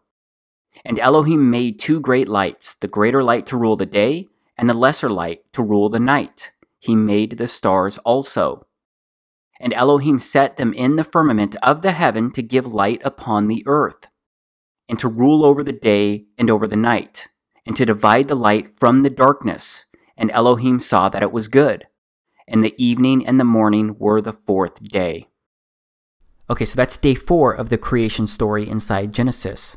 If you're a Christian and believe the scriptures and believe His word is the truth, then I'm going to ask you to please consider that this clearly states that light and darkness, day and night, evening and morning, were created and existed before the 2 great lights, the sun and the moon. I believe these words are truth. Yes, there are parables and parabolic language inside the scriptures, but based on everything that I know, Genesis chapter 1, this portion is not intended as a parable. It is the Creator's story of the order in which He put everything here inside this place we live and exist. And think about what else was said here inside Genesis. It said that the sun and the moon were both great lights. The greater light is the sun, and the lesser light is the moon. That means the sun's light is not reflecting off the moon. That means the moon is its own standalone light source. The moon is just the lesser light. Yeah, I know these sound like bizarre claims that I'm making, especially when compared to what you and I have been taught and what's widely accepted. But I wouldn't be suggesting these alternative strange truths if I didn't think there was real merit in them. Now let's consider something else. Because if you're open to this created place not being a spinning ball, and you can come to grips with the possibility that the earth could be a flat plane, then all you have to do is look up to reach the possibility that you're living inside a simulation. Because when you look up, you will see that the sun on any given day during and near solar noon is always above you personally. But no matter what, the sun is always within your circle of sight during daytime. But it's like that for everyone on Earth. So that means the sun doesn't seem to be a physical object hanging up there. I think it's something else. And I think that something else that I could actually wrap my head around is that the sun is local. So let's be really clear here.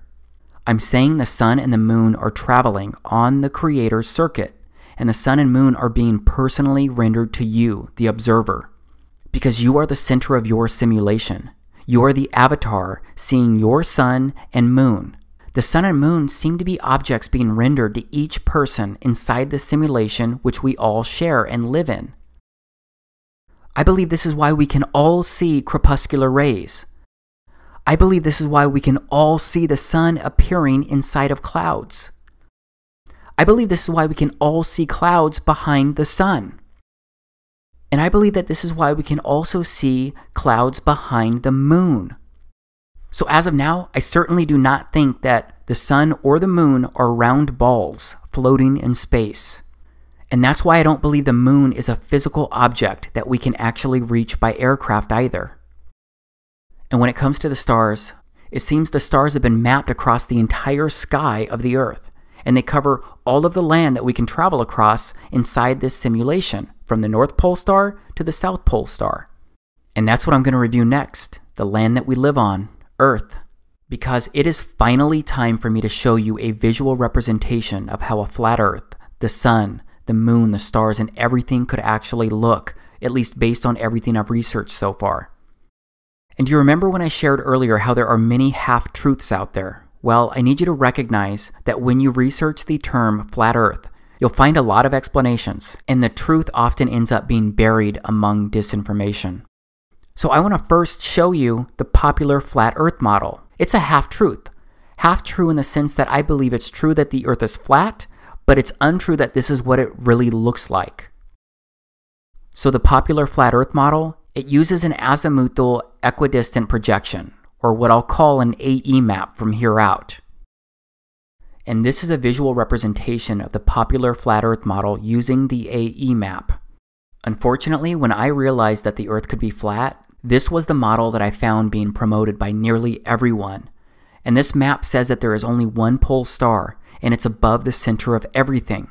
And there's a dome over this enclosed environment that we live. It also says that Antarctica surrounds our oceans and continents.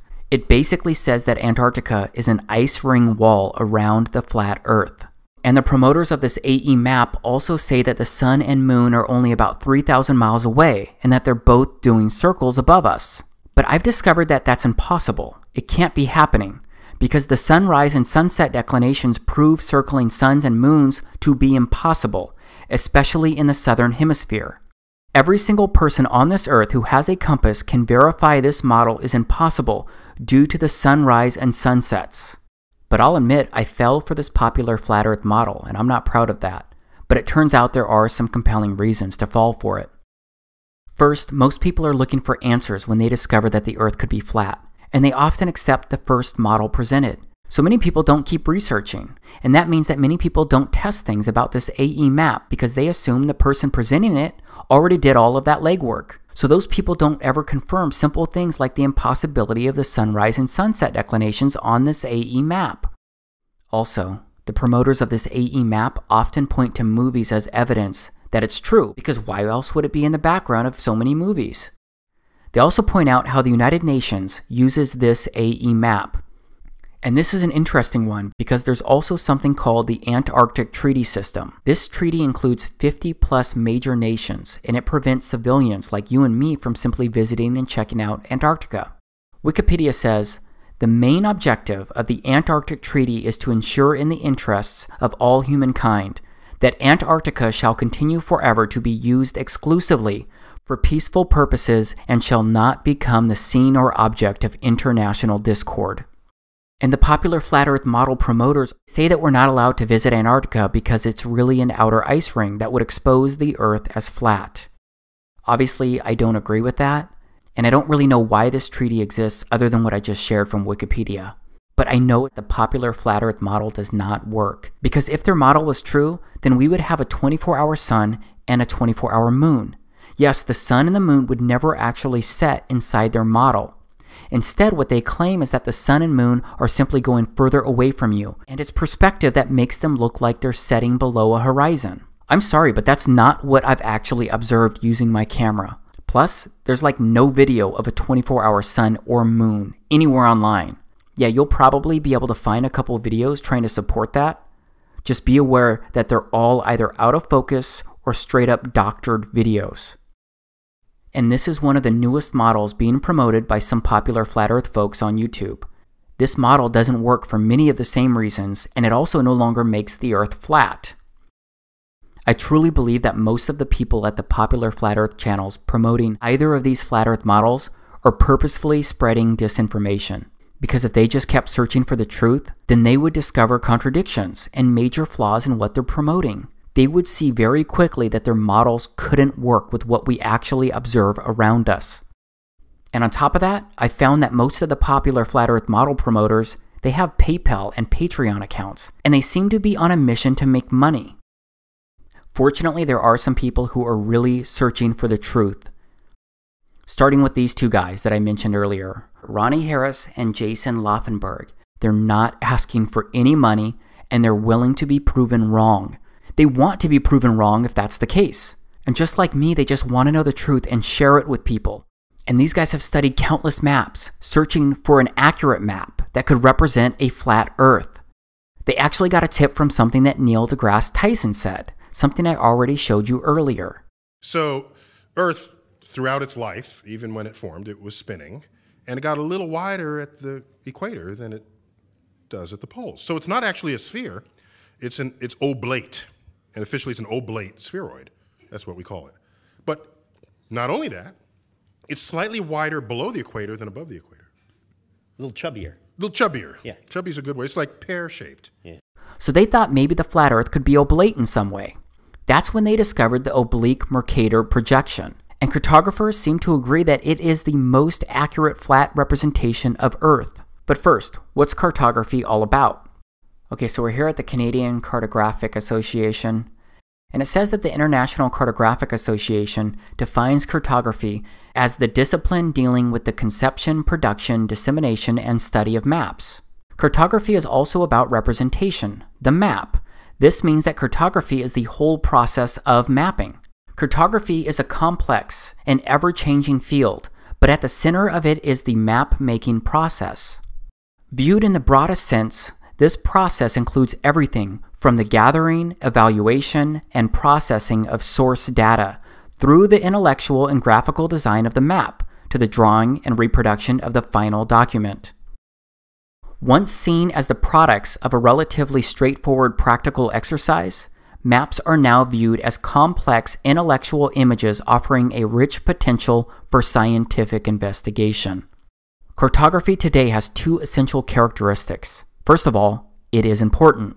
Maps perform a fundamental and indispensable role as one of the underpinnings of civilization. Few activities relating to the Earth's surface, whether land use planning, property ownership, weather forecasting, road construction, locational analysis, emergency response, forest management, mineral prospecting, navigation, the list is endless, would be practical without maps. Okay, now let's go to World Maps Online. You'll see this is a world satellite image map. It's the oblique Mercator projection that I just mentioned. And it says, this stunningly detailed satellite image map of the world detailed land cover data depicted in an oblique Mercator projection. The parameters of this map projection have been carefully chosen so that the inevitable distortion that occurs is relegated to the oceans and to the least populated and least recognizable land masses.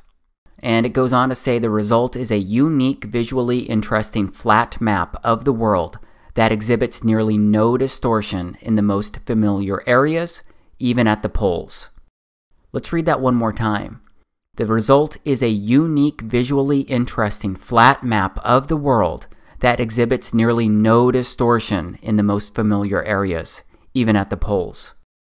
And now I'm going to play some video where Jason and Ronnie, they walk through a flat Earth map and how it could actually work. When you look at this map, what looks different to me is Alaska and this part of Russia up here. Yeah, Russia too is crazy big over there. This island over here just seems, whoa, crazy. Yeah, it's huge. And this string of islands. So we are told by this map manufacturer that what they've done with this map is everything they can to make the land masses the absolute most accurate size and all these things wise, and that if there's distortions that they've pushed that out to the water. Just a quick thing about maps. If you were on a globe, if you lived on a sphere, it is true that there would be no flat two-dimensional map that would be accurate of the world. But if you're not on a globe and you're actually on a flat plane, that means that there is a flat map that is the true accurate map of the world. Mm-hmm. And so that's what I was looking for. But the criteria that I was looking for was a flat two-dimensional map that when you wrapped it onto a sphere, like in a 3D modeling program, like Blender, like we've been using, that it would look like it was a globe. Because when you look at the angles of the sunrise and the sunset in the northern hemisphere and the southern hemisphere, when you study those and you realize what's going on, it appears by looking at those angles that we would be on a globe, strictly by looking at the angles. Yeah. Even though that we don't see curvature anywhere. Okay. So So I was looking for a different kind of map, a flat map, but one that when it wraps up on a globe appears like it's a sphere. And that's what this map is. When you import this into a program like Blender and wrap it onto a sphere, you end up with something that looks just like the globe. These curved lines, the way they wrap out when you unwrap this in a 3D modeling program, these are the lines of latitude. They wrap around and connect and touch each other. It looks like a globe. This is that mesh work. I was talking about how when I was wrapping a map, an actual map, a flat two-dimensional map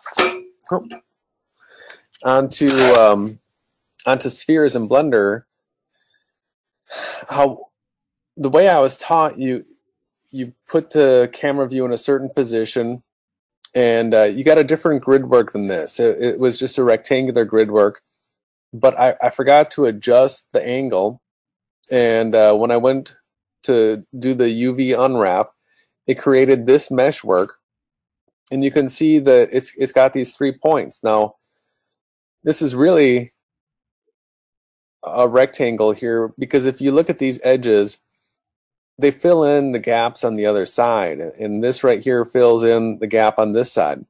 Even with the mesh laid out like this, you can see here how it wraps up like a globe. And the distortions here, we've got this blue area here, blue area here. Those are right here. So this becomes the international date line on either side right here. So if you were to travel across this, that would be a change of a day like we're familiar with on a globe.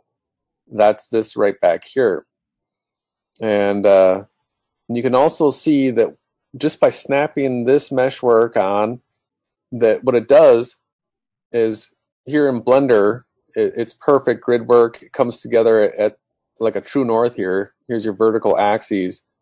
But if you look to the side here, you can see that when you wrap this map up here, it tips it over so that the North Pole here sits at like a 23.5 degree tilt to a vertical north here.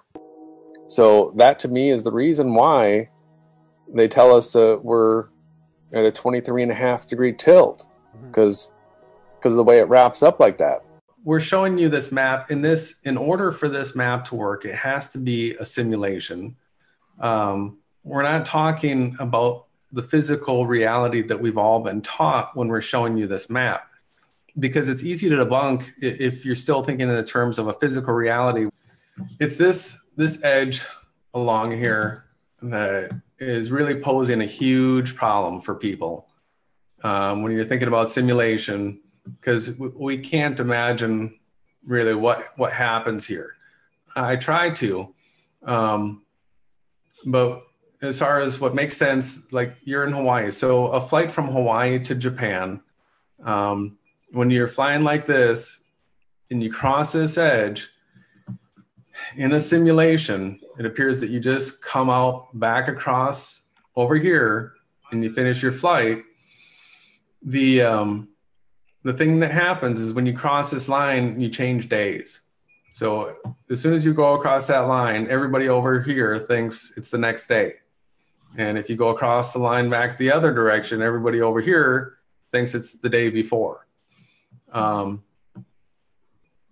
So that we've got the edge around here.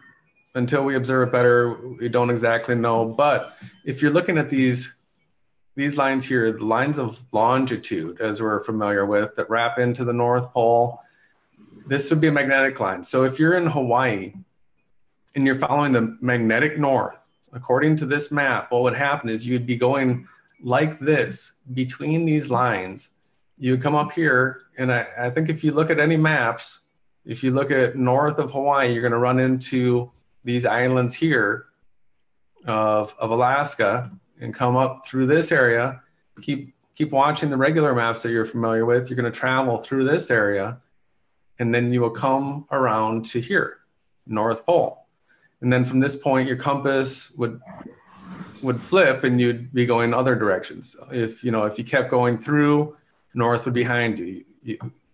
if you kept following this line and you're coming down through Africa, this would be south the whole way. North would be on your back, but you would continue following this arced path out here around in the ocean.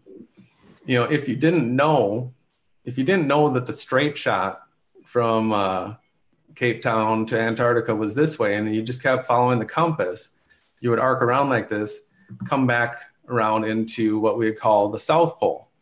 Now, one of the things that Jaron was showing people as trying to get people all confused about the magnetics and magnetic declination is he was showing on how a map of Antarctica, how you can move from one place to another in Antarctica, and all of a sudden your compass would be 180 degrees the other direction.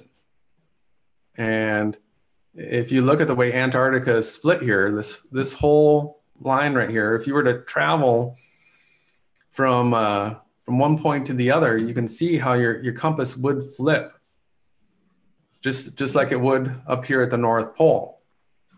And he was showing along this edge how radically different the magnetic declination angles are. And you can see based on these lines of longitude, if they're the magnetics, you can completely understand why it would be that case. So, you know, a person in this area right here, for their compass to point north, they give you that magnetic declination map to give you that shortcut back up to the north so you didn't go swooping down through the ocean here. So Antarctica on this map, the magnetic flipping of the poles that Jaron was showing is another proof that this would be the correct map of this world. So while there's things that we can't prove about it yet, there are things that we can. And those are the things that we're focused at looking at right now. This red line here is the equator. And so this is the east. And by following this path, this is all coherent with what we're familiar with. This is where the equator, you know, travels through Malaysia and through Africa and through South America here. Tropic of Cancer.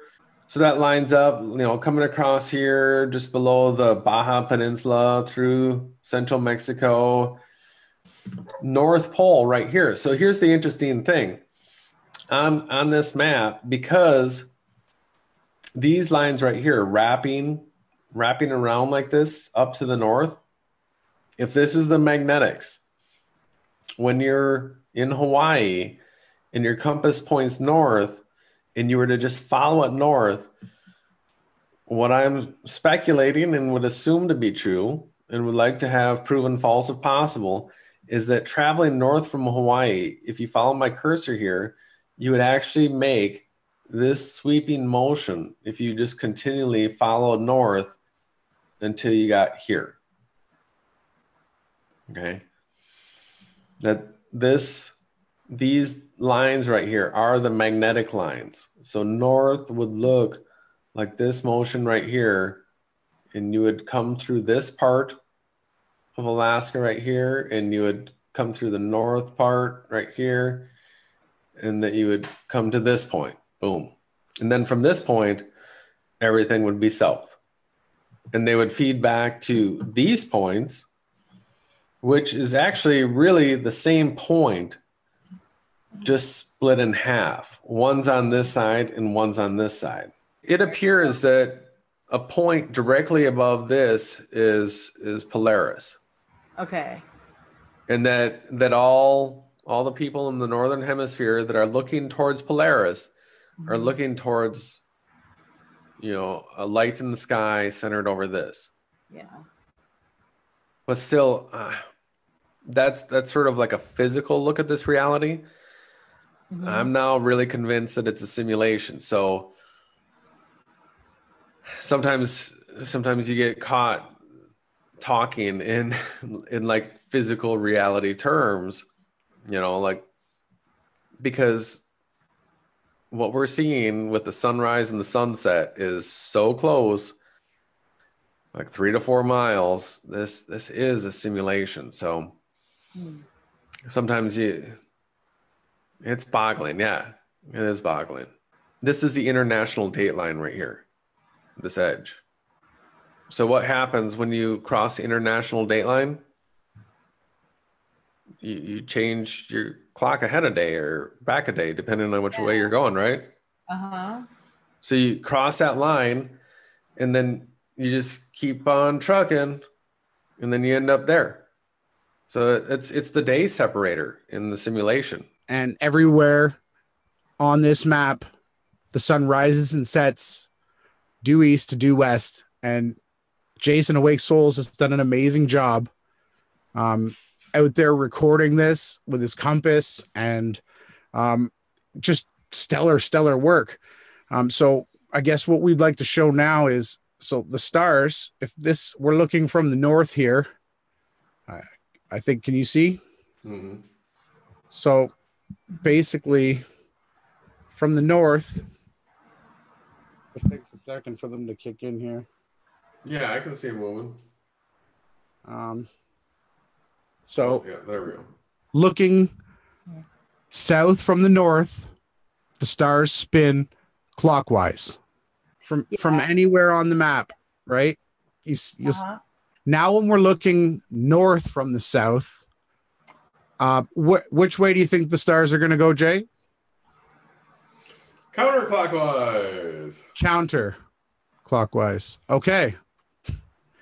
So it doesn't matter where you are, right?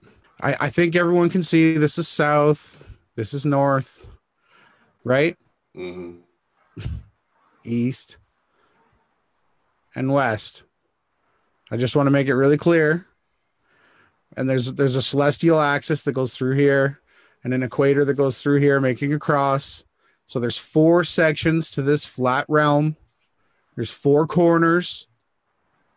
It's all biblical. And if you're looking to the east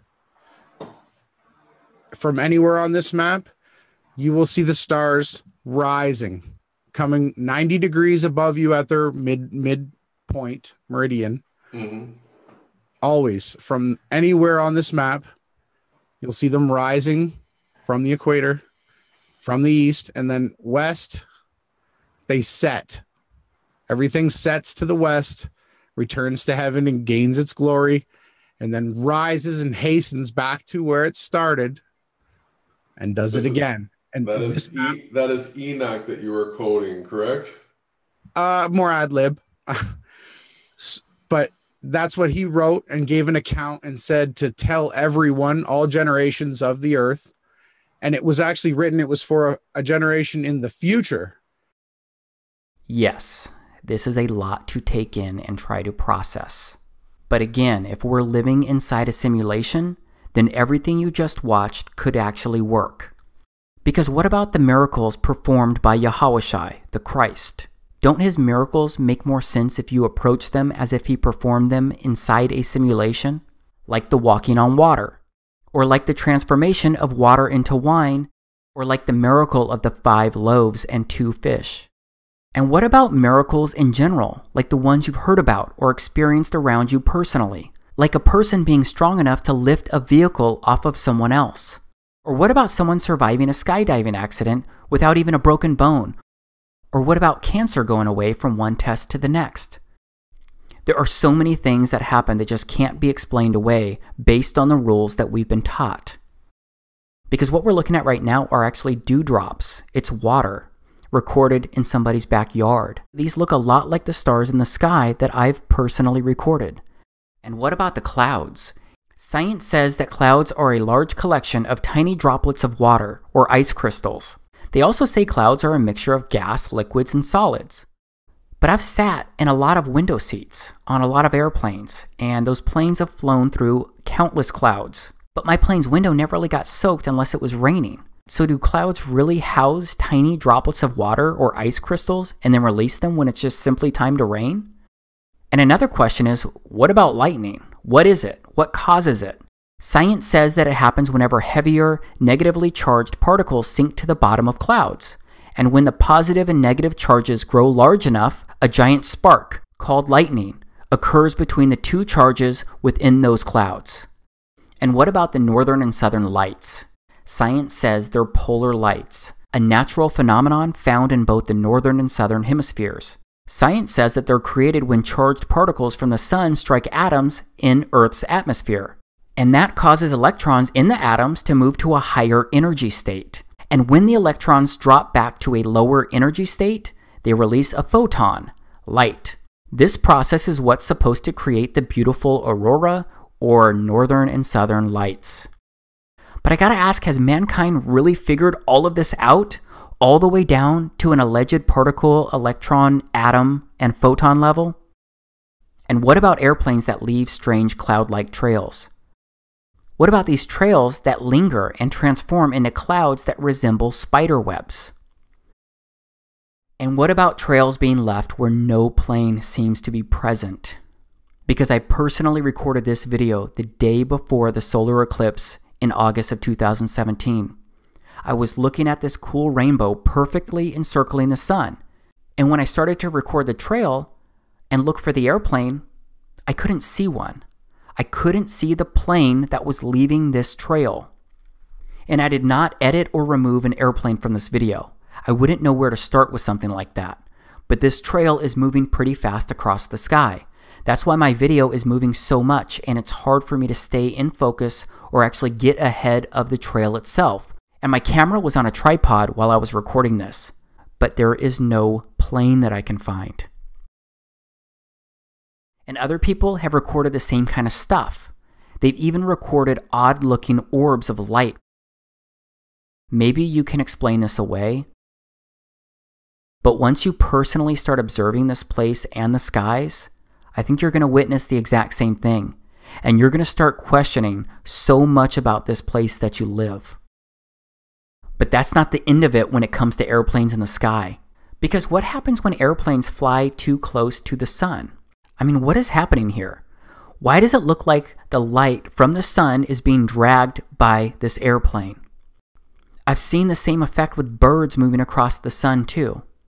And I have to tell you that ever since I started looking up, I've seen and recorded some amazing things, and so many more things that I couldn't catch on camera. Of course, I have a lot of questions, and there are a lot of things that I wonder. That's why I keep researching and looking for the truth.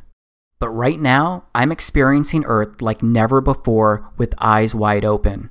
Because I contend there's a lot that we don't know, but there's also a lot that we can research and discover through simple observations and more. Yes, we may be wrong about some stuff, but we may also be right about a lot of things. And as of now, based on everything that I've researched, I don't believe that we ever went to the moon, because I don't believe there is an outer space in the way that we've been taught. So I don't believe that we can leave this Earth. And I believe the Earth is flat. And it seems we could be living inside a simulation. So I believe we're living during extremely interesting times.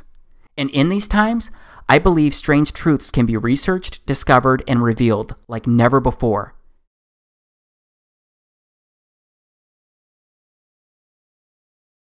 So I've shared a lot in a relatively short amount of time. And I'm asserting that it's all based on the true story. Right now, though, I'm just praying that I've at least offered something that can open doors to new possibilities inside your life. Because maybe there's more to what we've been told about this realm. Of course, I remain fully aware that what I've shared can close people's minds too. So I know that some people won't believe any of this, or they'll refuse to consider the potential in these things, because maybe they think what I've shared sounds too strange to be true. But I believe I've shared strangeness that has a better chance at being truth than the popular options. But maybe you have more questions regardless of what I present as strange truth, or regardless of what you believe so far. Two immediate questions are probably how and why. How could they cover all of this up? How could they fool everyone? Of course, I do not have all of the answers, but I'll take a run at these questions. My first reaction is that they haven't covered it all up. They haven't fooled everyone. It just seems that most people aren't questioning much of anything these days. A lot of people don't even look up at the sky anymore because most people have a lot going on. They're just trying to make sure that their kids finish their homework at night. They're just trying to lose a few pounds. They're just trying to keep the bills paid. They're just trying to scrape together enough money for the holidays. Maybe even take a fun vacation once a year. They are tired, they are busy, they're overwhelmed. Believe me, I know. But despite that, it does seem like more people are starting to look around. More people are starting to notice things. And it seems that people are starting to wake up to maybe, just maybe, everything does not add up. Another question would be, how could so many people be involved with this kind of deception without someone exposing these strange truths? This is a harder one to answer, but again, I'll take a run at it, because I often wonder the exact same thing. How could some of the people involved not go public or become whistleblowers? Well, it turns out that there are people claiming they're coming forward. These people often claim to have worked somewhere inside a special agency or a division, and these people state they're sharing secret information. If you look into it, you will find people who claim some astonishing things about the sky and earth and more. And some of those people become well-known figures inside that conspiracy theory circle. But then some people die surrounding strange circumstances after coming forward, and some people just disappear after coming forward. I'm just not sure, so I'm often left wondering what really happened. So above all, I've got to research this place with people that I trust, while leaning on my own senses and my own instincts and my own logic and my own reason. And then I've got to make the choice of what I believe to be truth. But again, I've got to heavily rely on what I can actually experience, feel, and observe, because I can no longer strictly rely on what other people claim to be truth. I can no longer subscribe to viewpoints about life here on Earth just because someone I know or don't know says it's true. Just like you shouldn't simply believe everything I'm offering here, you need to do some work. You need to seek the answers to your own questions so you can confirm or deny the validity of these strange truths. Doesn't that seem logical? All right, now let's move into another big question, the why. Because if this is true, why would people hide this? Why would they lie? This one's a lot easier for me to try and answer, because think about it. If Earth was a spinning ball, then that means that it all started with the Big Bang, which simply put is a scientific theory stating that the universe began with a singularity, and then space-time expanded. And then from that Big Bang moment, everything evolved, transformed, and changed over billions of years, eventually leading to life, which began with single-cell organisms. And those single-cell organisms evolved, transformed, and changed, and they eventually became sophisticated life forms like you and me. It just took billions of years for humans to become the one-of-a-kind specimens that we are today. And if the Big Bang and evolution are true, that means the universe is constantly expanding. And if the universe is constantly expanding, that would mean there's infinite space out there to explore and visit. And that would definitely mean that our little rock known as Earth would be rotating around our local star known as the Sun. And that would mean similar solar systems to ours could happen in other parts of the universe. And that means there could be other evolved, intelligent life forms out there just like you and me. And that means Earth would basically be a grain of sand in a universe growing larger by the nanosecond. And that means Earth is not the heart of anything. That means our entire existence is pretty much an evolutionary accident. And that means life here on Earth, it has no real meaning or purpose. But if the Earth was flat, then that means that the Earth could be a firm and immovable plane. And that means there would be no Big Bang, no outer space, no expanding universe. And that means there would be nothing out there to visit and explore. And that means Earth could be the center of everything. And that means Earth could be an enclosed environment. And that means Earth could be a simulation being ran for you and me and every single person living here. And that means our entire existence inside this place is not an accident. That means life here on Earth is special. And that would mean that you and I are significant. And that would lead to many more questions. Like, who created this place? Who put us here? Why were we put here? What is the meaning of all of this? And I believe that all of these answers can be found in the scriptures. Except the word which is supposed to be our guidebook, it has become the opposite of almost everything we're witnessing in this place right now. Because right now, science gets held up on a pedestal. Its theories are preached as facts, leading to science being worshipped like it's a god of revelations. And we all know that mankind is the one teaching science.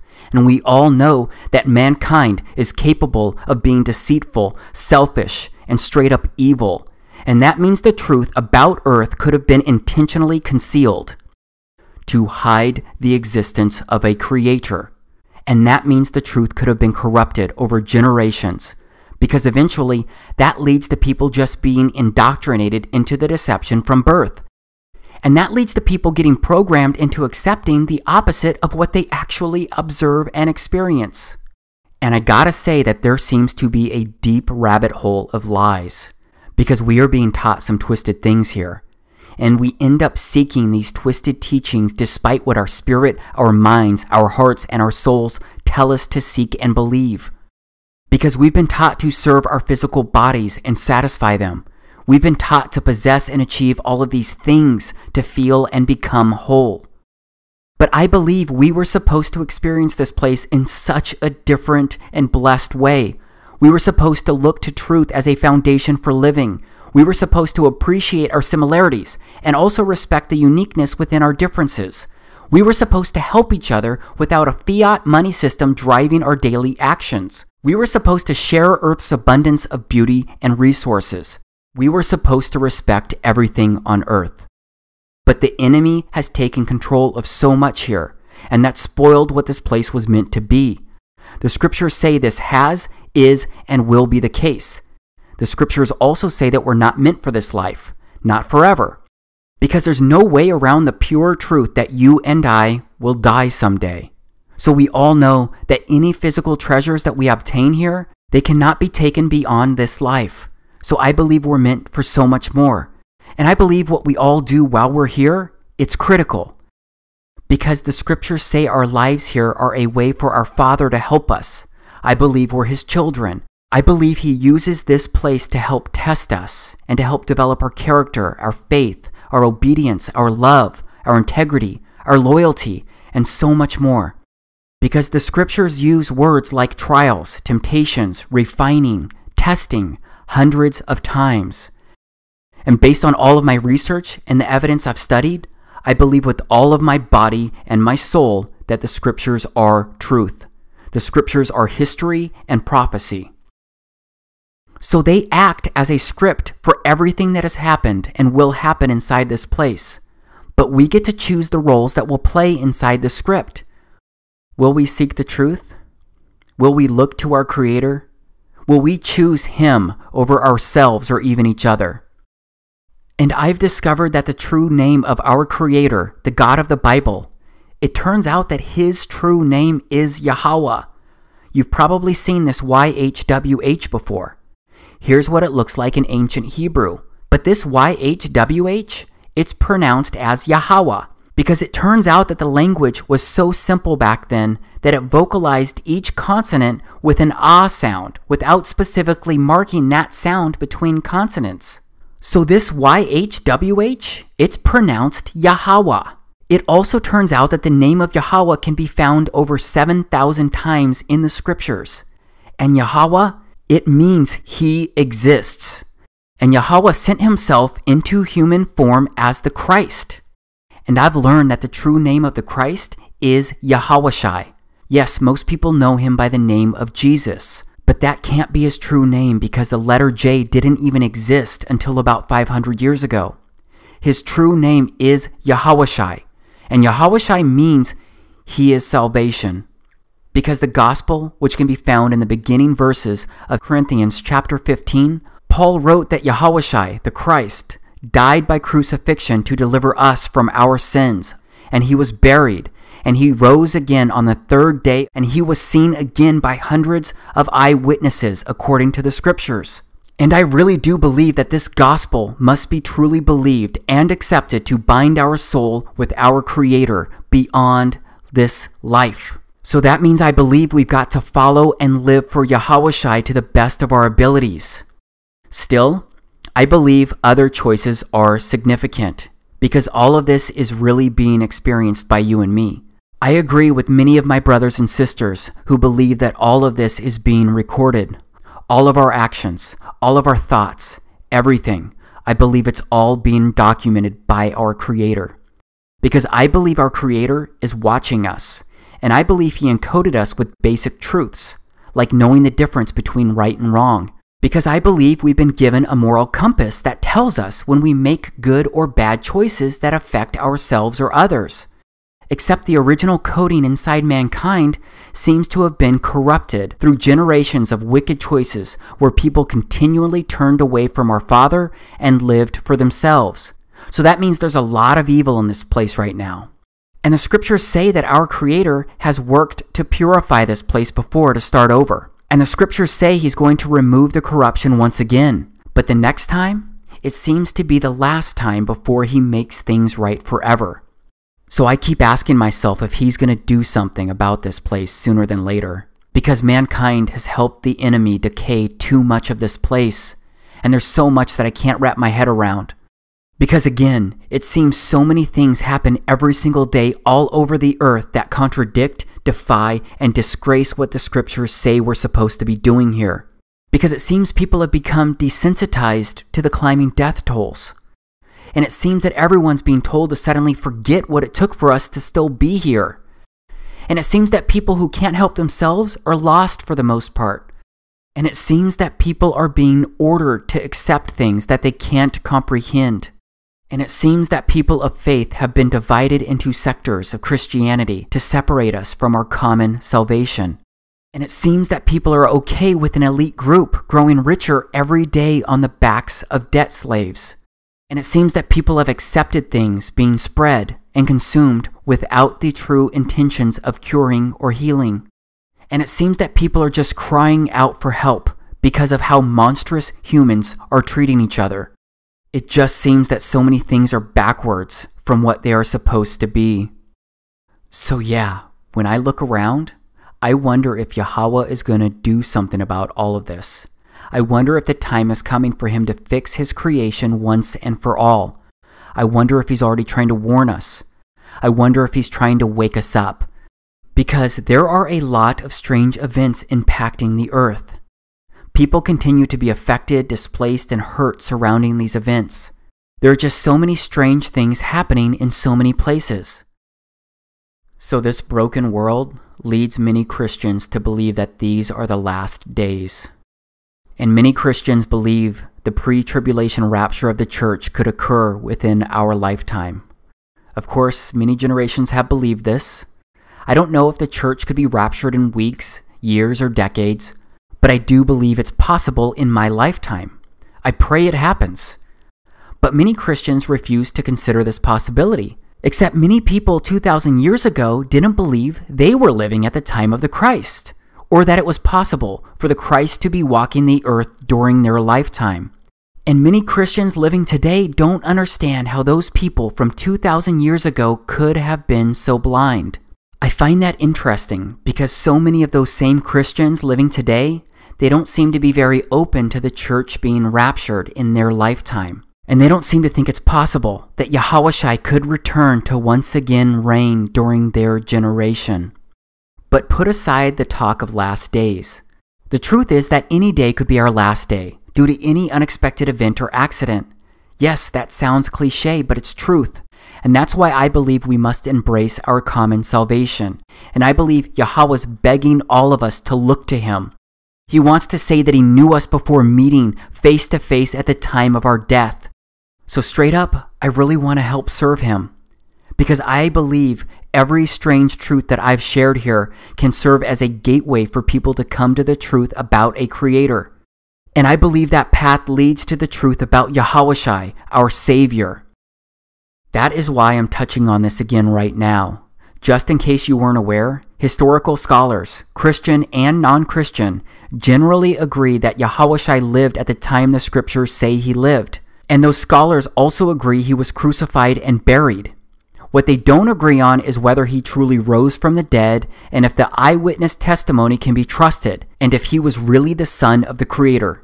But there is general agreement that He lived, He was crucified, and He was buried. So that means Yahawashi was either Yahweh in human form or he was a complete nutcase.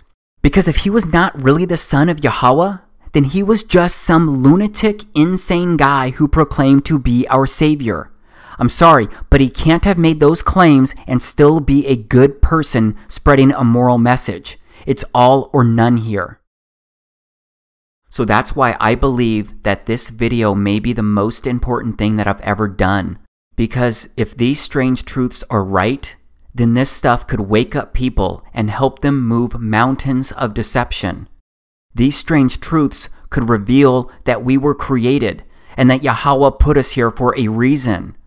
Imagine if everyone learned that knowledge. Imagine if everyone knew that when they died, they'd have to literally meet their maker. Do you think that people would make different life choices with that knowledge? Do you think that people would treat themselves, others, and everything on earth better? So what do you do next if you're open to this being the truth? Maybe you'll watch this video again to determine what you want to research first. Maybe you'll observe the celestial bodies. Maybe you'll test for curvature across the earth. Maybe you'll record and look for clouds behind the sun. Maybe you'll open a Bible and read it for the first time, or maybe the first time in a long time. Maybe you'll call upon the name of Yahawashi to be saved right now. And then maybe you'll ask him to lead you to the next step. No matter what, I challenge you to observe your surroundings. Look up, look around, challenge what you've been taught.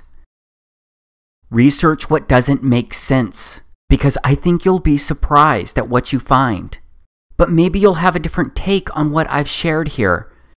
Maybe we could talk about those differences. Maybe we could talk about the other strange things that didn't make it into this video.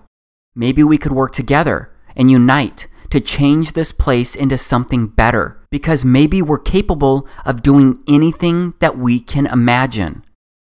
And maybe you'll be open to sharing the strange truth. Maybe you'll sit down with your significant other and show them this video. Or maybe you'll send this video to another friend to get their opinion so that you can talk about it with someone you trust. But whether or not you end up believing, accepting, or sharing this video, I'd like to say thank you. Thank you because you watched this entire video, and I sincerely appreciate you doing that. I am so grateful for you just being open to watching this. So thank you for honoring my request, and straight up, thank you for being special. Thank you for being significant.